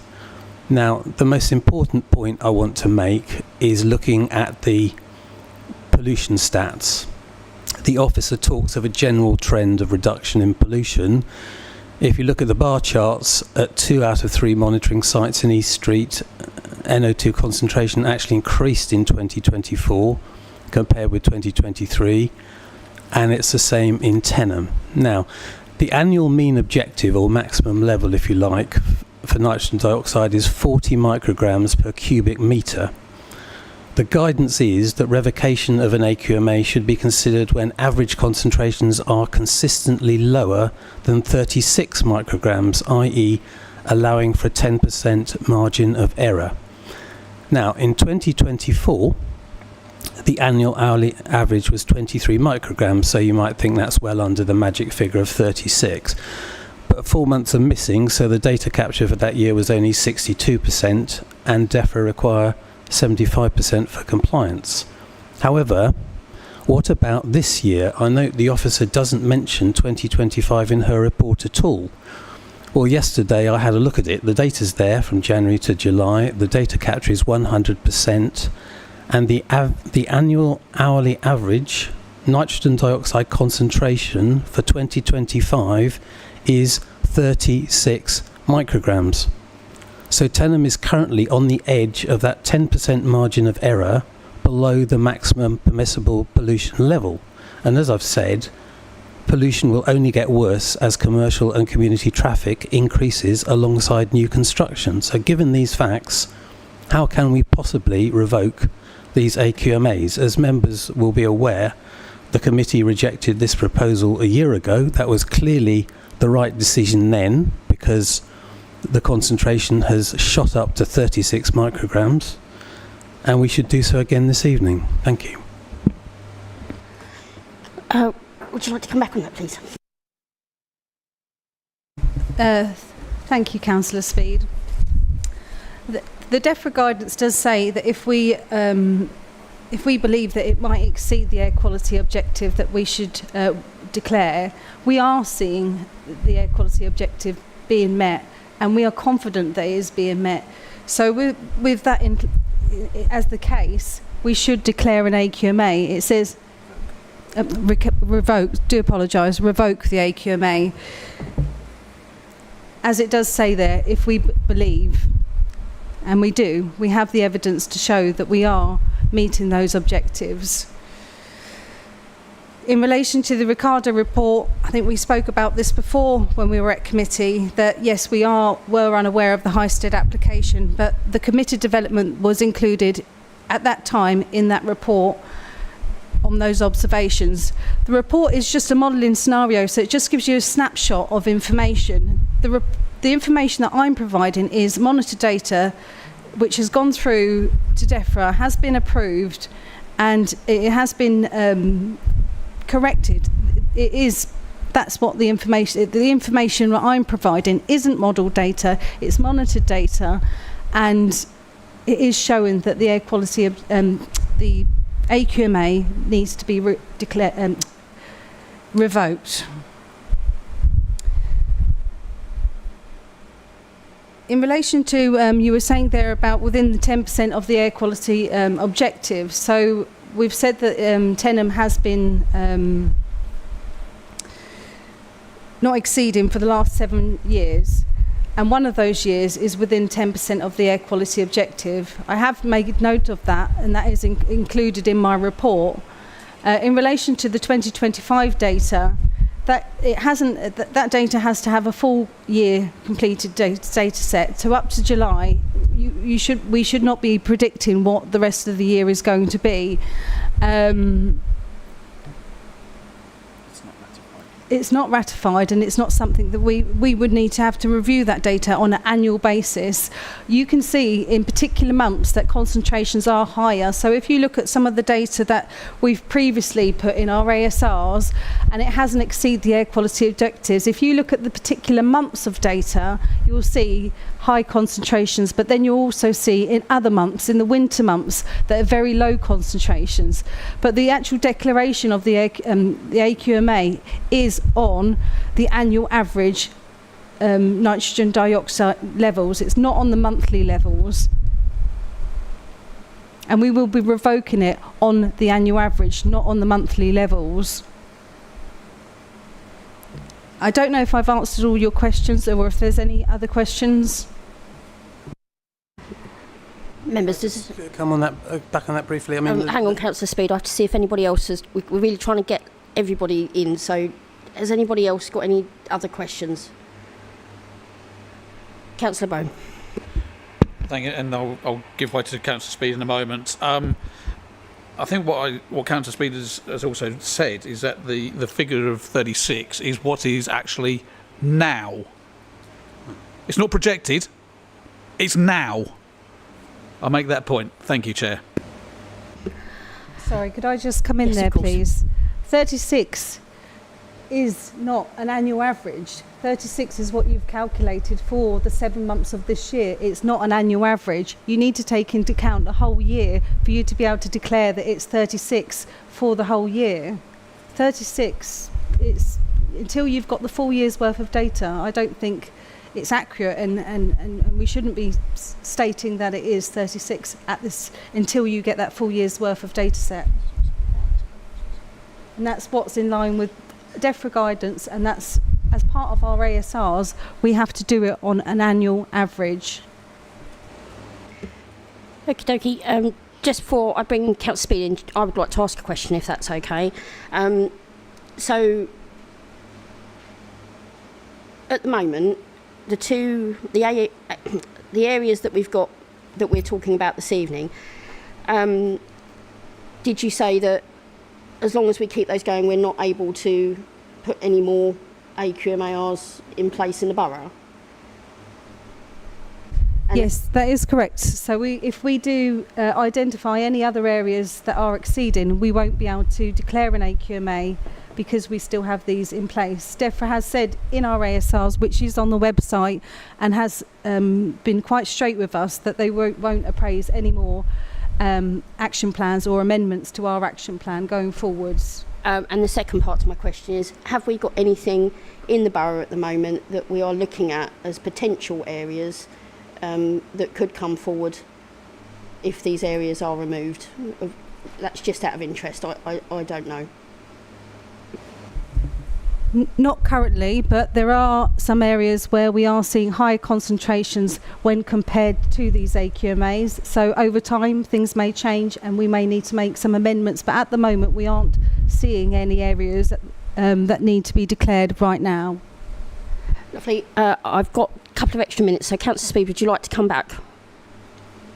Thank you. I just wanted to pick up on the point the officer made that the data to date is not a full year. Obviously it's not a full year, but it's over half a year, and the fact is the average is running at 36, which is extremely alarming. And the 2024 figures on the continuous monitoring at Tenham, actually, as I mentioned, 4 months were missing, so that was only based on 8 months data. And if that's robust, I don't see why 6 months data, slightly over 6 months, can't be considered to be robust and an indication that these AQMAs should not be revoked, because the trajectory is clearly upwards, not downwards, and it would be premature to revoke these AQMAs. Thank you. Councillor Gould.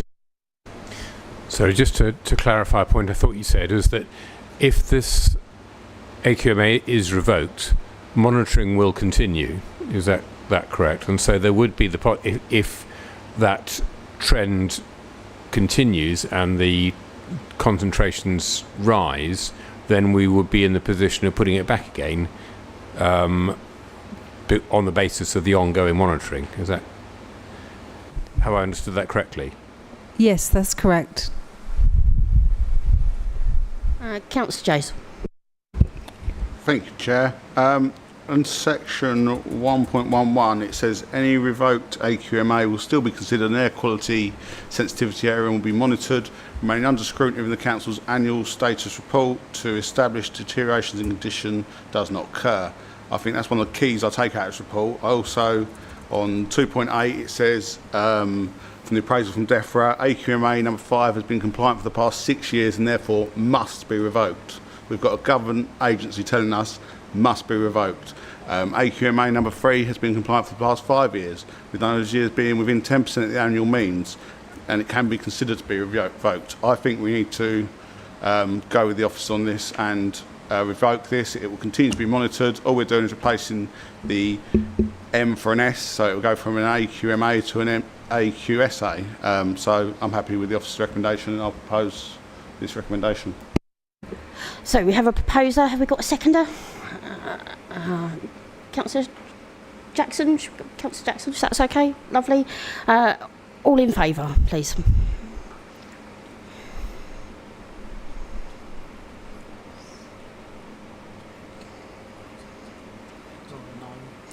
That's 9 in favour. All against?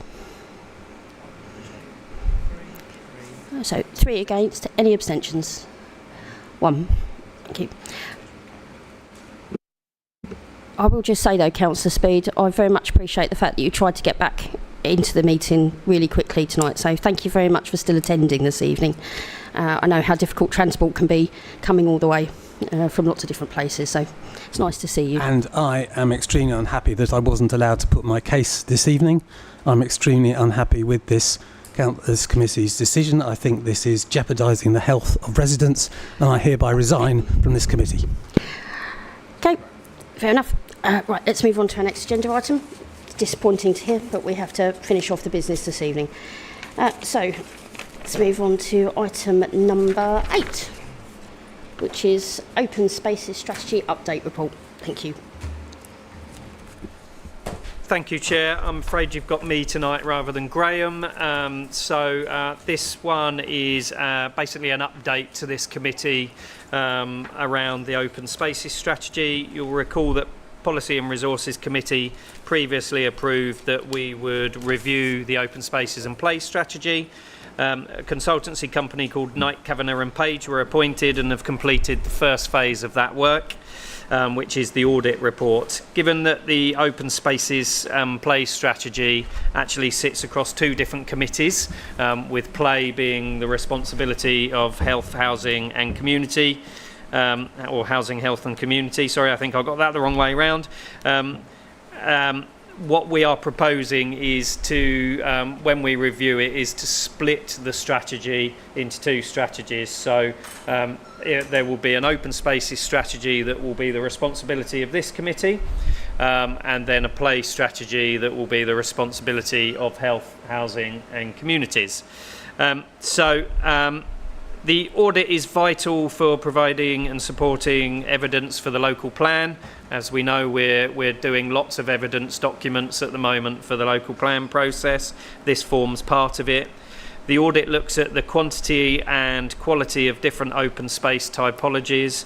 It covers 416 sites across Swale, but that does include the play areas that I mentioned that sit under the other committee. Broadly speaking, what this audit tells us is that the quantities have remained similar to the last study in 2017, but of course we've seen a growth in population in Swale since that period. So the standards, i.e. the number of hectares per 1,000 population, have therefore reduced. So we have more people using the same spaces ultimately, is what it's saying. Slightly different to 2017, we have taken the South Swale Nature Reserve out of the audit because it was skewing the data for natural and semi typology. But obviously that is a huge chunk of open space that we need to recognise is in the borough. Quality is mixed but generally positive, with over 60% over their recommended threshold for their open space type. And of course of note are our 3 fantastic green flag facilities across the borough. officers have only recently got this audit, and the reason we came so quickly, we need the summer really to delve into the detail, but we wanted to give you an update.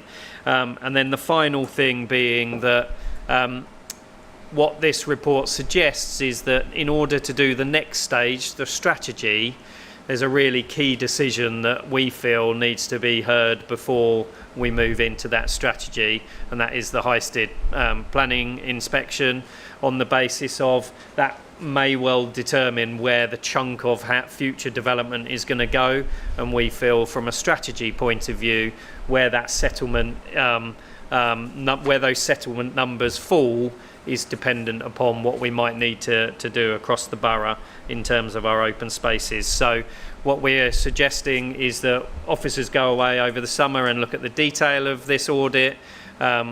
We wait for the outcome of the Highstead planning inspection or planning inquiry, and then we come back to this committee after that point with the wider strategy. Happy to take questions, Chair. Thank you. Can anybody would like to speak on this item? Councillor Jace. Other than say it's a good report and it's for noting, so I'm happy to note it. Lovely. If we've got no other people who'd like to comment, then should we move straight to proposer and seconder? Councillor Jace proposed, Councillor Jackson second. All in favour of noting the report? Noted. I appreciate that, Councillor Bone. Okay, so that's passed. It's pretty good. I didn't even have to do the bit about please keep your questions to succinct amounts. That's brilliant. Sorry. Madam Chairman, I've got to make a comment on that. The whole point under this council is for these meetings to scrutinise the papers. That doesn't just mean questions. It's being able for councillors to comment. And I do actually feel for Councillor Speed, and you said this evening a number of times, can you be succinct? Now, if the agenda is too long to try and cram it into 10 o'clock, shorten the agenda, have another meeting. But we cannot just have succinct questions. We are here to scrutinise, and we need to scrutinise properly. Thank you. Thank you. I take your point, Councillor Bone. Thank you.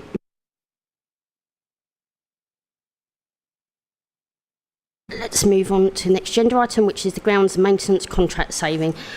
This does come with a blue paper element to it, so can I just check that all members of the committee have had access to that blue paper, please? Lovely. So I'll ask the officer to introduce the report, please.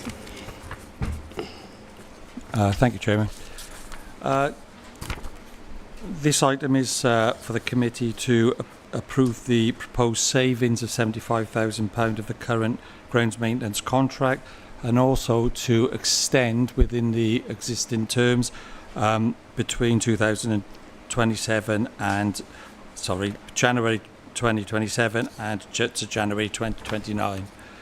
This report has been generated in response to members' decision to add savings to the grounds maintenance contract in a medium financial plan.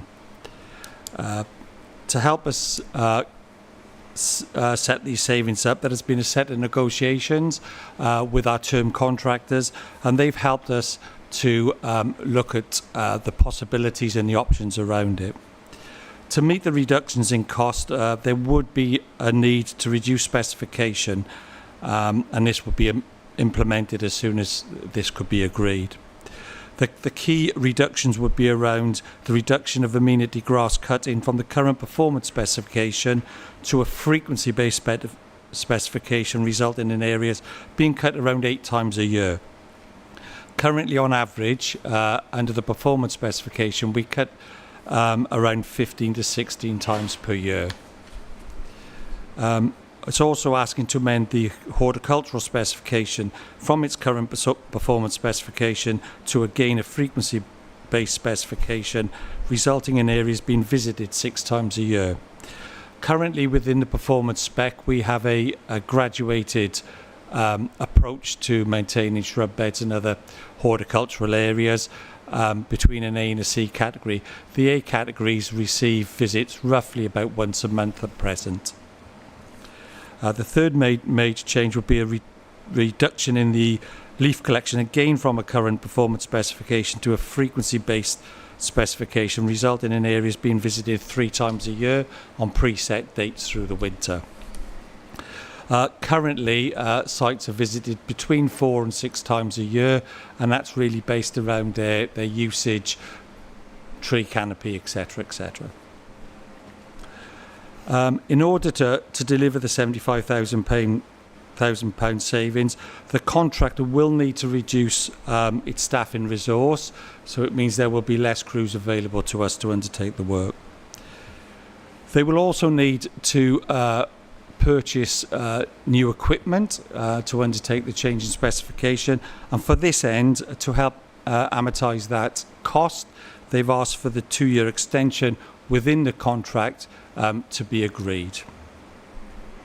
The 2-year extension will also allow us officers a longer period to review the service, especially in light of the local government reorganisation discussions. That's really everything to overview. Any questions? Would anybody like to ask any questions not based on the blue paper? And then what we'll do is do the discussion in public first and then move into the excluded item if we need to. But I'm sensing from Councillor Jackson that you want to ask a question based on the blue paper. So should we save that for when we go into, if that's okay? Would anybody else like to... Lost my pen. That was clever of me. Sorry. Councillor Stevens. Yeah, it's not a question, it's just a comment. It's a time where we're trying to sort of promote pollinators and everything like that. Cutting the cutting down of the is a really good thing, and maybe we ought to think about wildflower seeds and things like that into the verges, and that would cut it down even further.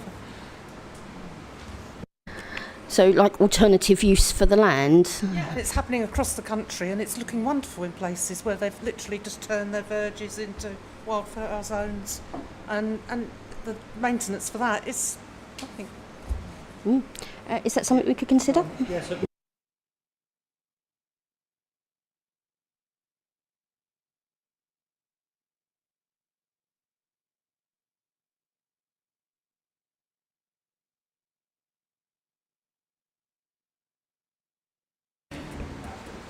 Yeah, because we were talking earlier about making the borough look nicer, and I think putting flowers around and wilding it is the right way to go, including hedges. Not always having to cut hedges.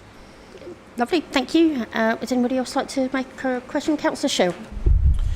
Thank you. Just a question on the leaf clearing specification. Will we continue to have the leaves cleared from memorials for Remembrance Sunday?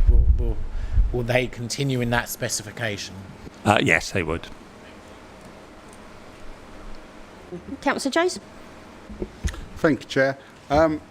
We've had a number of sites such as the Adventure Golf site and Shepley Light Railway Greenaway.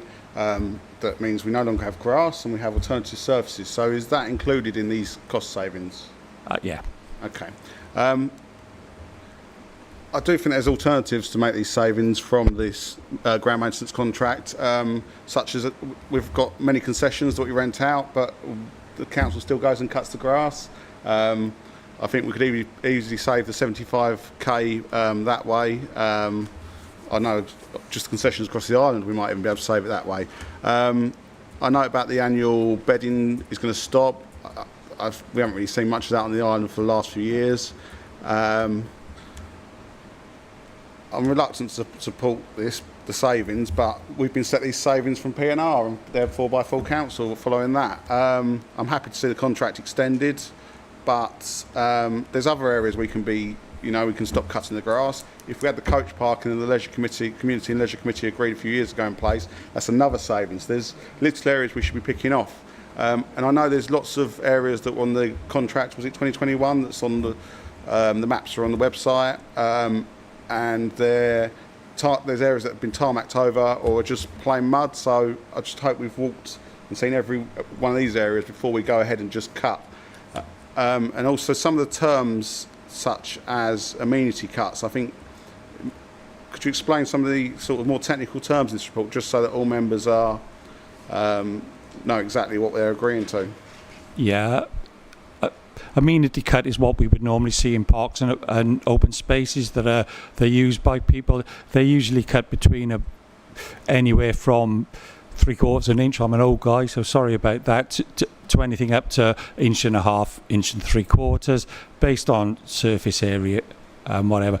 Normally visited, so we try and encourage obviously the sward to grow rhizominously across the turf. So they're normally cut during the cutting season every 2 weeks or so.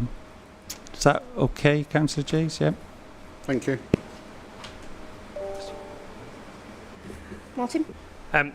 Just to say for councillors, we've also got within Rob's team a monitoring officer, so we've replicated what we have in the Waste and Street Cleansing Service in Rob's team. So that monitoring officer is going around and doing exactly what you said around looking at sites and making sure that where their circumstances have changed, they're then omitted from the contract. Of course, there are occasions where we have to insert new ones in. Prime example being, we're going to inherit the Countryside Gap at Stones Farm, and so there are movements in and out of the contract at all times. That's what Rob and team manage, but certainly if there are examples that councillors spot that you think contractors are turning up to and maybe not needing to do the work that they need to do, then I'm sure Rob and team would be more than happy to look at it. But we are absolutely doing that. So the aim of this report is to get secured savings into the contract as per the medium-term financial plan. But that won't mean that we don't look at alternative ways as well to cut it down further. Lovely. Just before we go into the excluded item for questions, yes, Councillor Stevens, I brought other members back this evening, so we've got a bit of extra time, so I'm happy to take. Yeah, basically, I'm looking at other ideas like Martin's just touched on. And so I'll give the example of the one that we're discussing at the moment. Samuel was looking for lottery funding for different community areas to take them out the contract and local people actually taking them over.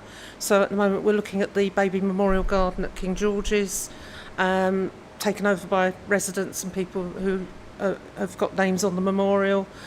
The cafe has got a flower bed, so it's taking over that type of thing, which will cut costs eventually because the local people themselves, so you're taking people on board to actually look after their own area, which would be, I think, empowers people. Yeah. It's good to know. Lovely. Okay, so if we move into the excluded item now, so hopefully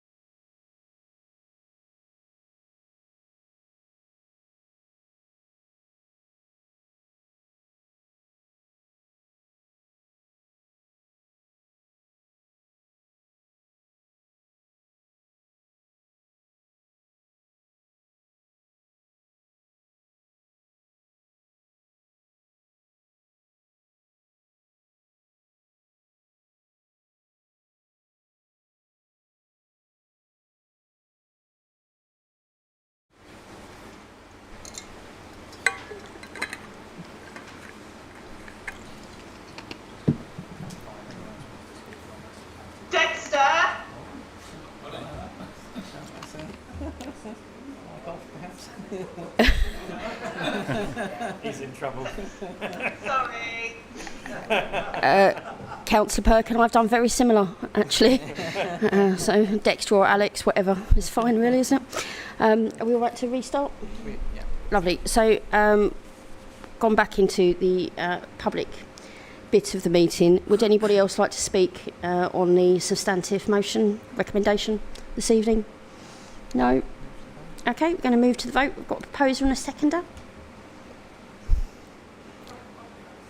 Councillor Stephen to propose. We've got a seconder. Thanks, Shelley. And all in favour of the recommendation?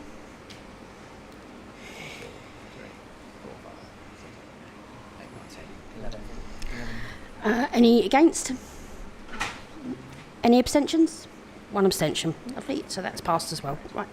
Motion carried. Recommendation carried. There we go. Corrected. Apologies. You're all right, fella. Thanks.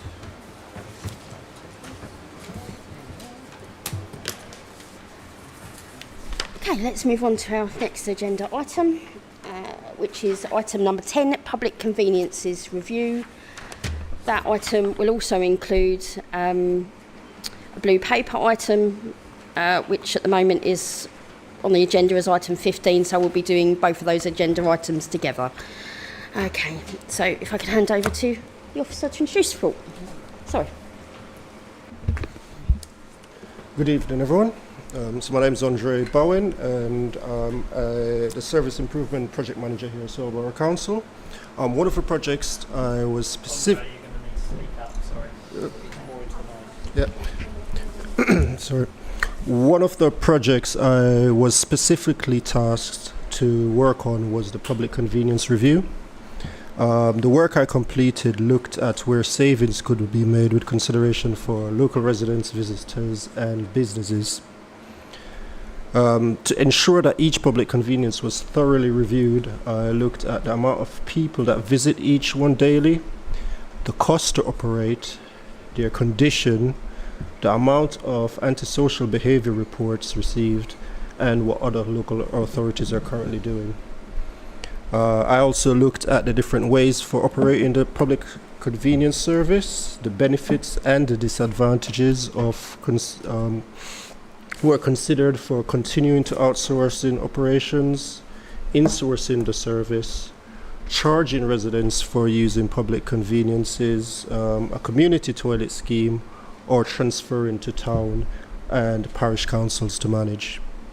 What I found is that significant savings could be made. However, these can only be achieved with the support from members to operate services more efficiently.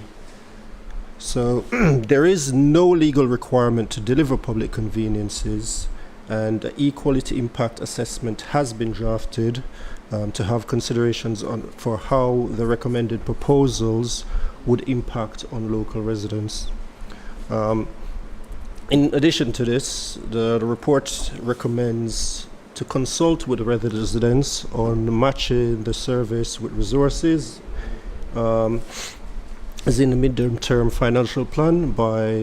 This would involve the closure of 3 public conveniences, exploring then as appropriate undertaking formal negotiations to transfer 7 public conveniences to town and parish councils or other local organizations, as well as introducing a community toilet scheme. Then to retender for 2026 to 27 onwards the remaining 6 public conveniences with ability to add additional sites subject to transfers to town and parish councils where those apply. The officers, we also considered opportunities to improve the condition of the remaining public conveniences while improving energy and water efficiency where applicable. As such, residents will be given the opportunity to comment on the proposals, which can then be used to make the best decision. Most other local councils have already reviewed their public conveniences stock and made similar decisions. So I'll leave that for you. Thanks very much. Thank you very much. Members, we'll open it up to questions. Councillor Gould. Have we explored thoroughly with parish councils their willingness to take on public toilets? Because I'm aware that in Bourton they took on a toilet many, many years ago and have quite frankly regretted the decision and have actually closed it, large chunks of it down, so there's just now the disabled toilet that they're using. I think they were given it with an obligation to keep it as a toilet, but yeah, I just wonder how much appetite there is there amongst parish councils to take on something like this, given Bourton's experience. Would you like to come back? So initially, the public conveniences within towns, councils and parish councils, they were asked whether or not they would be interested in potentially taking on the public conveniences listed. However, we are seeking member approval to further explore these opportunities and look at what would be required so that town and parish councils can take on public conveniences and manage them efficiently. So we've just done initial survey at the moment where the public conveniences listed, the town and parish councils have indicated that they would be interested possibly, and we're hoping to do further negotiations. Can I bring in Councillor Tony Winkler? Sorry, visiting councillor. I should have brought you in first, Councillor Winkler. That's okay. Thank you, Chair, for as a visiting member, a ward member for Milton Regis. Well, I have some questions actually about the proposals to close the Milton Regis toilets. They were closed some years ago, and we got them reopened. But I'll bring it up to date. Some questions I've got: when were they closed, and for repairs, and how were these figures of usage complied? Was it by water usage? There's also figures of 13 per day using, 160 per week. I worked that out at. So could you just give me some answers on that, please?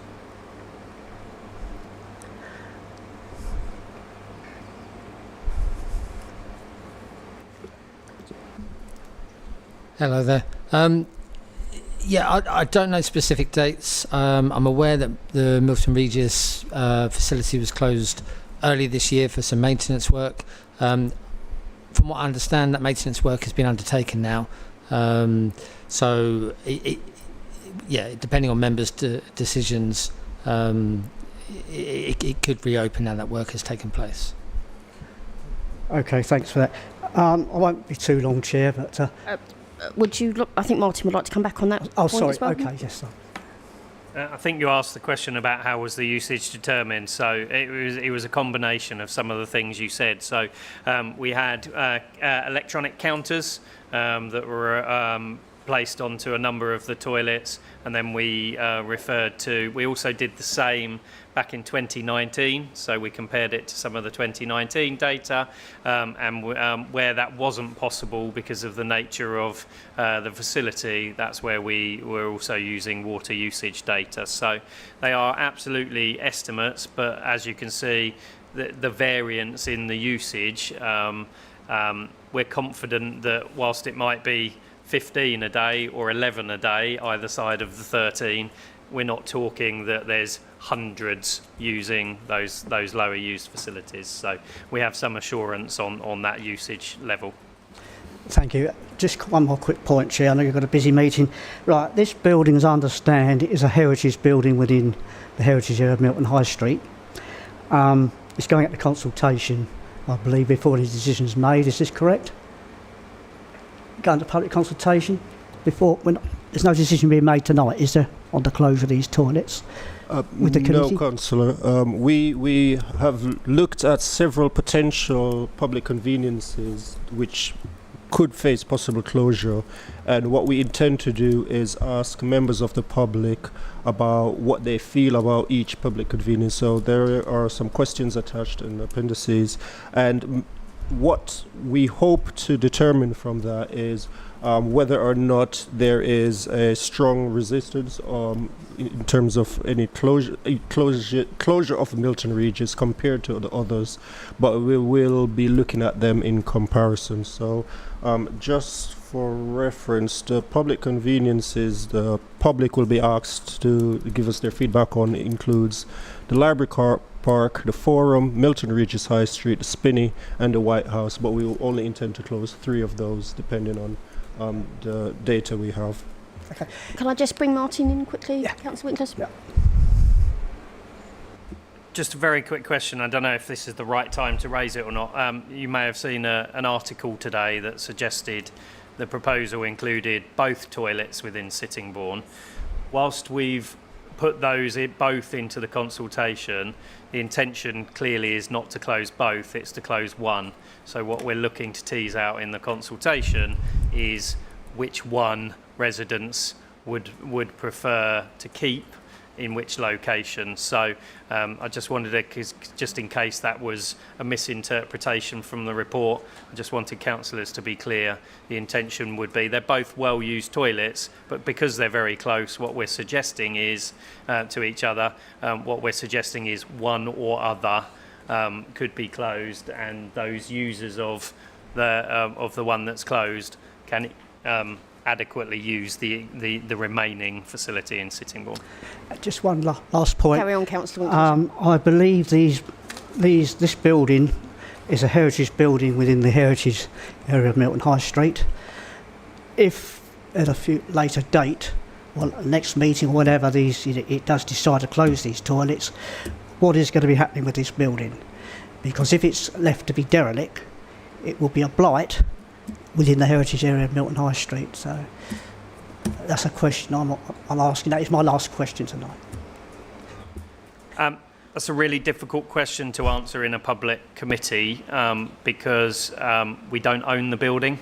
So we are in a lease position with that, and we would need to talk with the owner of the building to determine what future use would be.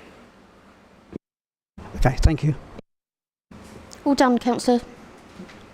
Yep, everything. No, I said thank you. That's thank you. Just to let the online members know, I have seen that your hands are raised. I'm going to go to Councillor Bowen first and then to the online members. Thank you. Thank you, Chair. Part of my question's been answered already. It says about 3 closures. I was just going to say it's not clear which 3 we're looking at, and of that list, how will we determine which of those 3 eventually it may be in due course. I'm glad Martin said about Sittingbourne, because that would be very short-sighted to close both. And from a business operational point of view, that's all well and good until you're the person at that point and you think, oh, I need to go to the toilet and there's no public convenience available. The other question or comment, and Martin or anyone could comment on this, those public conveniences which we may be looking to transfer to parish or town councils, and I mean this is one of the times where if only Sittingbourne had a town council potentially, but those which do, can we, in terms of the transfer, also, and this is no pun intended or tongue-in-cheek, ensure that those toilets remain free at the point of use? Serious question. Thank you.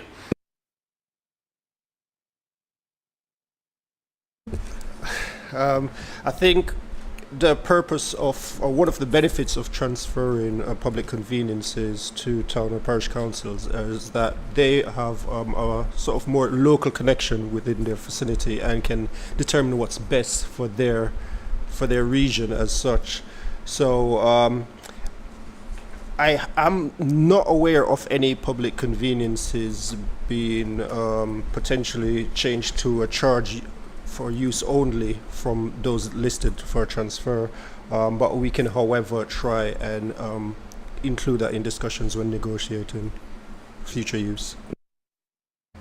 Just to add to that, the permission we're asking tonight is to enter into negotiations with towns and parishes. If this committee felt that one of the caveats was to say that they needed to remain free, we can take that into the negotiation. So if you would like to make a Can I make that a proposal then to be included, please? And if somebody would happily second that. Thank you very much.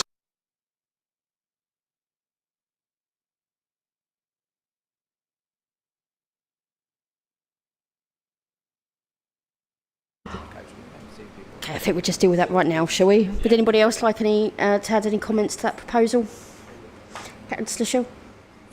Would you like to add any comments to that proposal?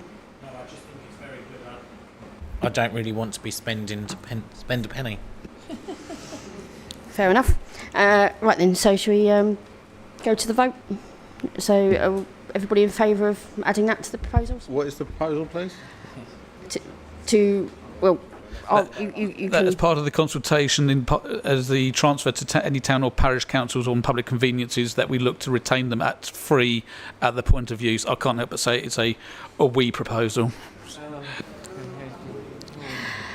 Can I just ask though, on a point of clarification on that, if the town or parish take on the building or the asset, are SWAL allowed to put that caveat on them, because they technically won't belong to SWAL at that point, will they? I don't want to set up something that we can't.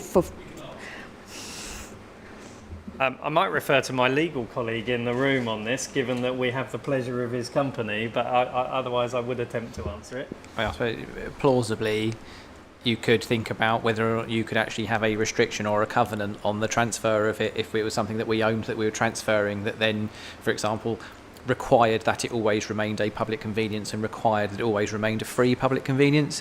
So there's possibilities around that, but obviously whether or not that would then make it unattractive to a council who might start off with the intention of it being free, but previously there was transfers of public conveniences between parish councils and borough councils in the 1990s, and covenants were put in place then that seemed like a good idea at the time, and now in 2025 they don't seem like a good idea. So it may well be that parish councils would be reluctant to transfer in those circumstances if they actually had the freedom to determine what happens to them in the future. So again, it's something that is all part of the negotiation, and that they may not want to be bound in that way, but there are some legal mechanisms whereby you could make that so.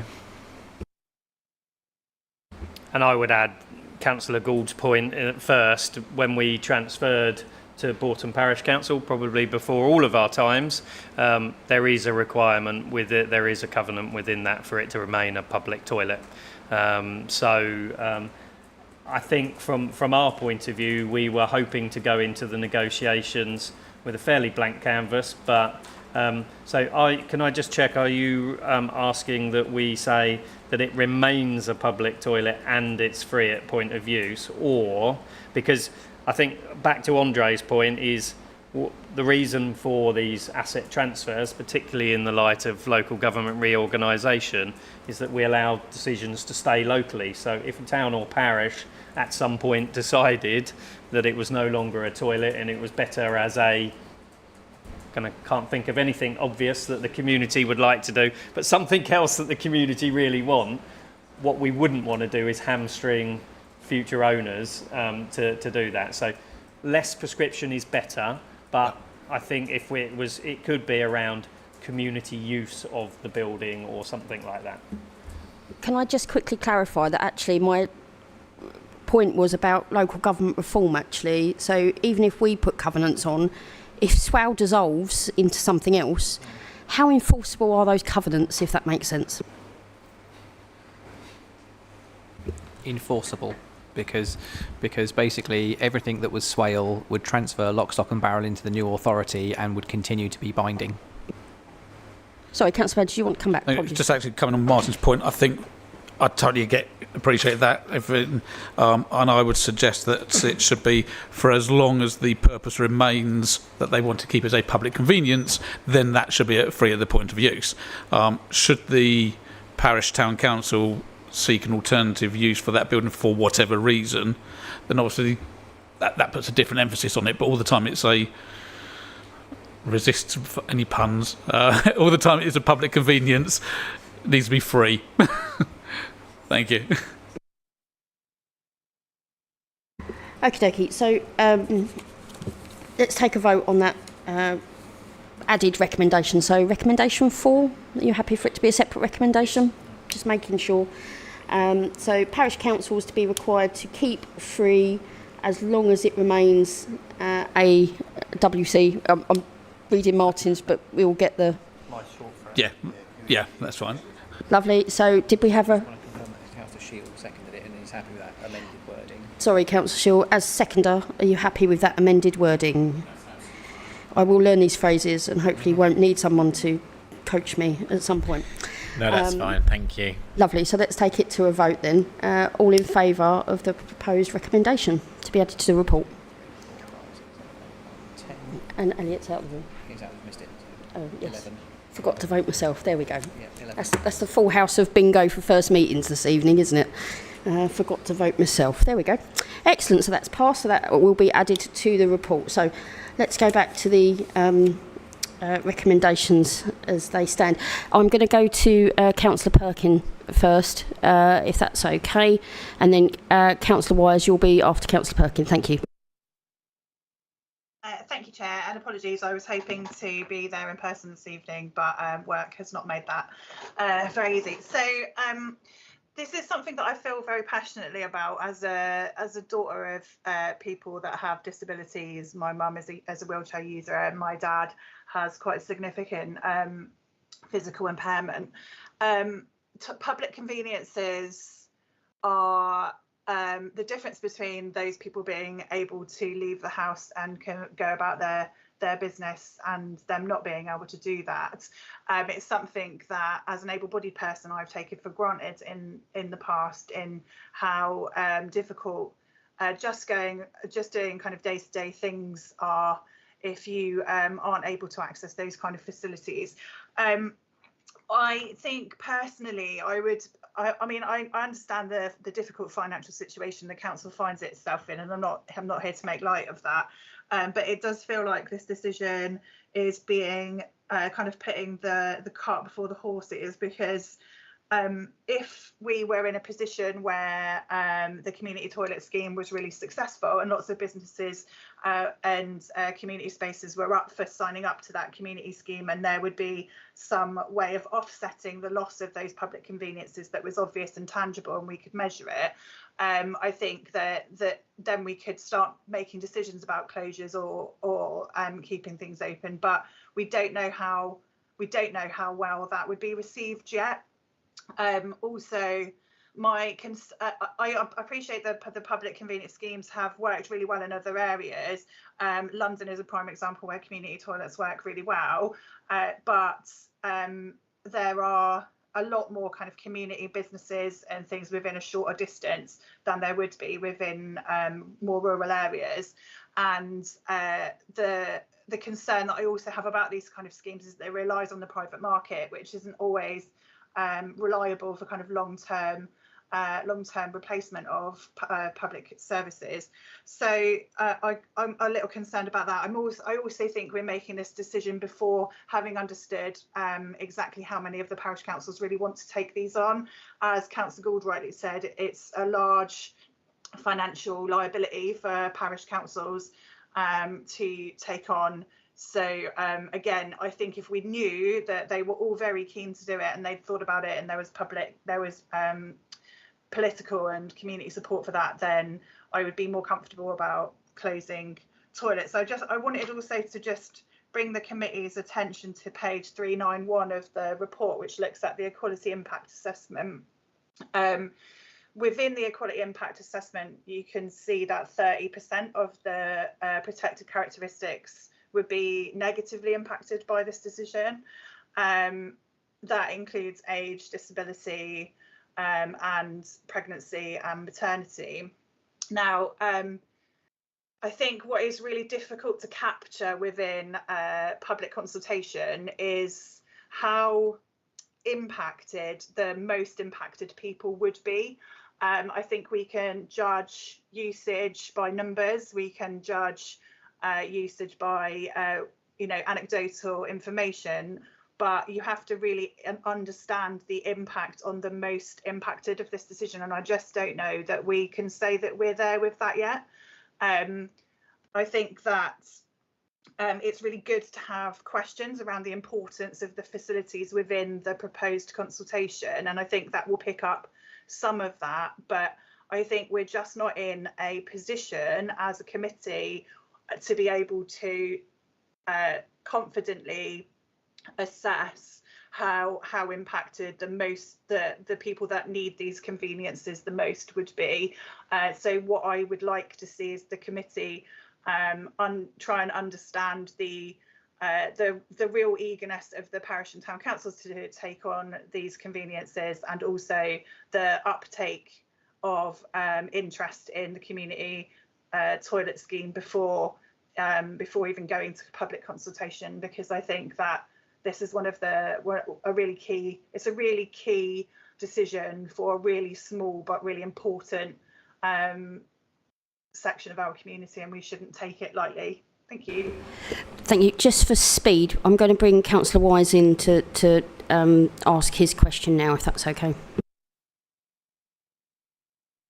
Thank you very much, Chair. I welcome the clarification about the press report earlier, because I think it's really important that every town centre in the borough retains a public convenience. I think that's a really important consideration to this, and obviously, hopefully, that will come through in the consultation exercise. I'm not really trying to sort of predetermine that, but out of the 2 Sittingbourne town centre toilets, the Forum ones have been closed, or had been closed. Sorry, Councillor Wise, I don't mean to interrupt you, but I'm having real trouble hearing you. I'm so sorry. Is there any way you could turn your volume up? Okay. Apologies, it's because I'm old. Can you hear me clearer? Yes, absolutely, thank you. Week and also struggling to hear online, so apologies for that. I was just saying about the Forum toilets being closed for a period of time, and I'm not really aware that there was a great deal of complaint about those. I think it's quite obvious that there's a preferred public convenience for a lot of people that use Sittingbourne town centre, and people that do visit the Forum are largely, or using that car park, are often largely using Bourne Place, and all of those venues have customer toilets, which is great. But really then coming to the toilets that we do retain, is there any capital budget available at all to work on the toilets that would be retained under our control, so that residents can be assured that there would be some level of ongoing investment in those facilities, and that they won't sort of be left languishing in a sort of less than ideal state? I think that's an important thing for people to understand as they respond to the consultation. Okay, just to go over that for members, I can see that you had trouble hearing. Councillor Wise asked about if there was any funding that was available to support public toilets, especially in town centres. I hope I got that right, Councillor Wise. Who would like to? It was about whether there's capital funding at all. Capital funding, yep. To invest in the conveniences that would remain under the council's control that we would be providing. Thank you. It wasn't the way you said the question, Councillor Wise. We're having some volume problems here. Apologies. Would officers like to come back on those 2 questions, please? So I do want to address the point regarding the community toilet schemes and how successful they might be. And I do want to point out that we have contacted quite a few businesses within the council, within Swale, and quite a few expressed an interest that they would be willing to take part in that scheme. However, the difficulties we might have in terms of actually taking those negotiations forward would be dependent on whether or not we have members' approval to go forward with those negotiations. Also, in terms of finding out how those who are affected by potential closures as listed in the Equality Impact Assessment, we've designed the consultation to try and identify those key areas as much so as possible. So if you look at question 6 in the proposed consultation questions, it does ask members of the public to identify whether or not they have any of those particular characteristics. And I think easy one in terms of the capital funding to potentially improve the condition of the remaining public conveniences that we intend to go re-tender for. There is UK Prosperity Fund funding available for the improvement of public conveniences for the tune of 40k. So that would potentially be used to improve the condition of those public conveniences as suggested in point 3 of the recommendations. Just to expand on a couple of those things, Councillor Perking, I think your question was, does the committee have enough to be able to agree that it goes out to consultation both on the towns and parishes and on the protected characteristics? I think the reason that we're so we have had that initial engagement with those towns and parishes, and the ones that are included are where towns and parishes have expressed an interest. Without naming names, there are some that are really keen and are saying, let's just get on with it. And there are others that are saying, in principle, yes, but we'd like to have more information and understand, more details. So that's why it's really key that you give us, the committee is requested for permission to go out and have those negotiations. What I need to say is the current contract obviously got extended for 2 years in order to do this review, and it's up at the end of March next year. So we need some pretty quick decisions to be able to start the tender process. Now, what it says in recommendation 2 is that whilst we will base the tender around the facilities that we're proposing to keep, it gives us the ability for, if one town and parish council looks at it and decides not to take it, it gives us the ability to put that into the tender and continue to operate. Now, clearly, we can do that, but what that will mean is it won't deliver the same level of savings that are predicted in front of you, and therefore members will have to be asked again, where it's not being able to be transferred, do you want to keep it open, or would you like to close that one as well?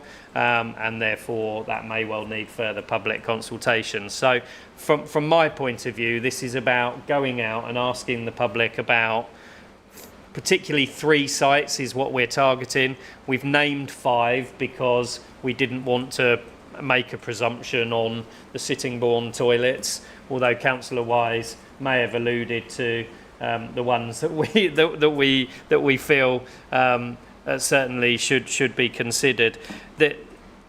What I would say is I would quite like councillors to try and detach the 3 closures from the transfers, because we can go into that negotiation and we can come back to committee if we've got something different to report. But the closures are about, the main reasons driving the closure proposals are, there's either a duplication of facilities as we've got in Sittingbourne, or they are facilities that have low usage and are in poor quality condition. So if they were to remain open, we would need to spend a lot more capital, which is not currently in the capital budget. The ability to fund it is not in the revenue budget. So without having those closures, we're not going to be able to deliver on the financial plan for next year onwards. So what we are saying is we might get some of them over the line, we might not, but there are 3 facilities that we particularly recommend for closure because of that low usage, low quality facility.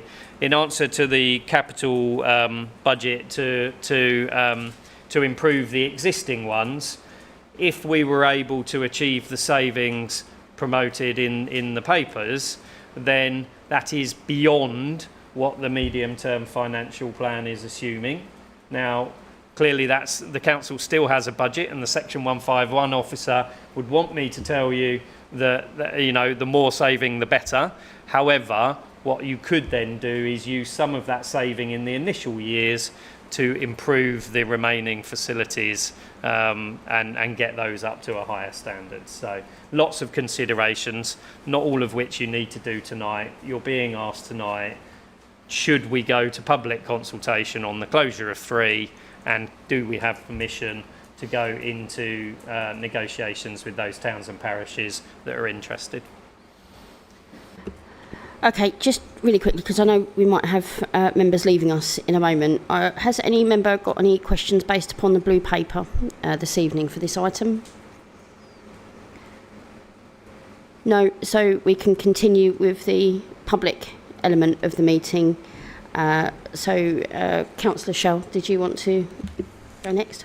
Yes, there was a couple of things that I wanted clarified, but we are going on quite a bit. The cost for Queenborough toilets, obviously there was quite a substantial leak last year, so is that an average cost, or is that including the extra water usage because of the leak?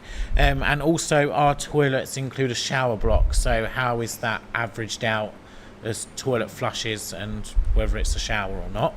But then going on to the consultation, yes, we should definitely go out to consultation, although I think we need to look at some of the wording within that, because question 2 asks if you use any of the following public toilets, are they regular use? But then it's always, I always use Queenborough's one, but that's not every day, so it's not really capturing whether they do often. I don't use any of the others, so I would put never, but I always use Queenborough's, but it might only be once a week.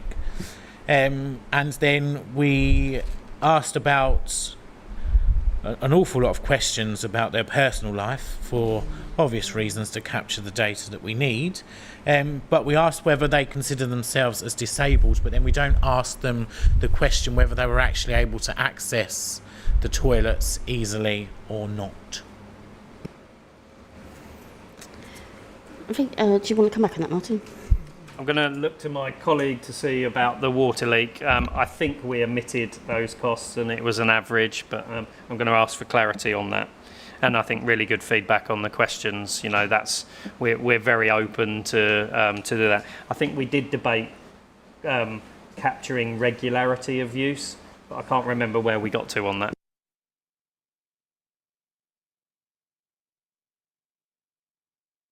I believe we just applied the same measure for all the public conveniences, which was the 23-24 financial year. So it might have included any spikes if there was one during that period.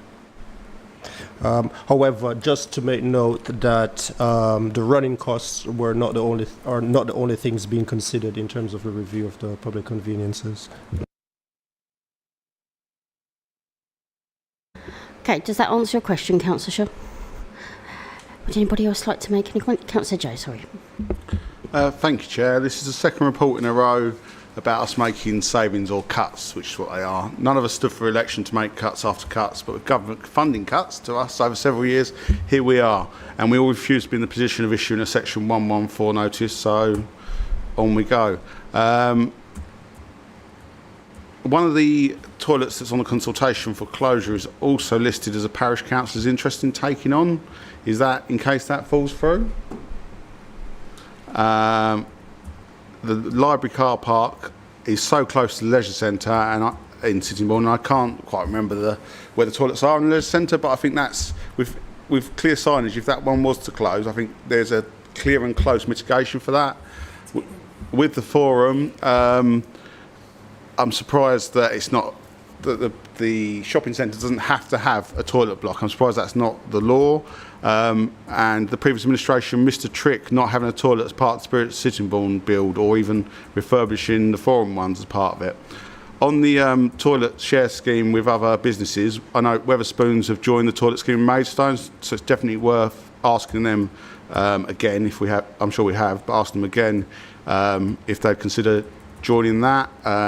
We must make sure we fix toilets quicker if there are going to be closures, because we've got on the island, one of the toilet blocks has got 5 toilets and only one of them's currently operational due to vandalism. we must find ways of mitigating any closures with suitable alternatives, as is with the proposal of businesses taking up the strain or other council buildings such as the leisure centre. I will vote to send this out to public consultation and will wait to see the consultation responses, and I'm happy to propose the motion. Lovely job. Councillor Marchington.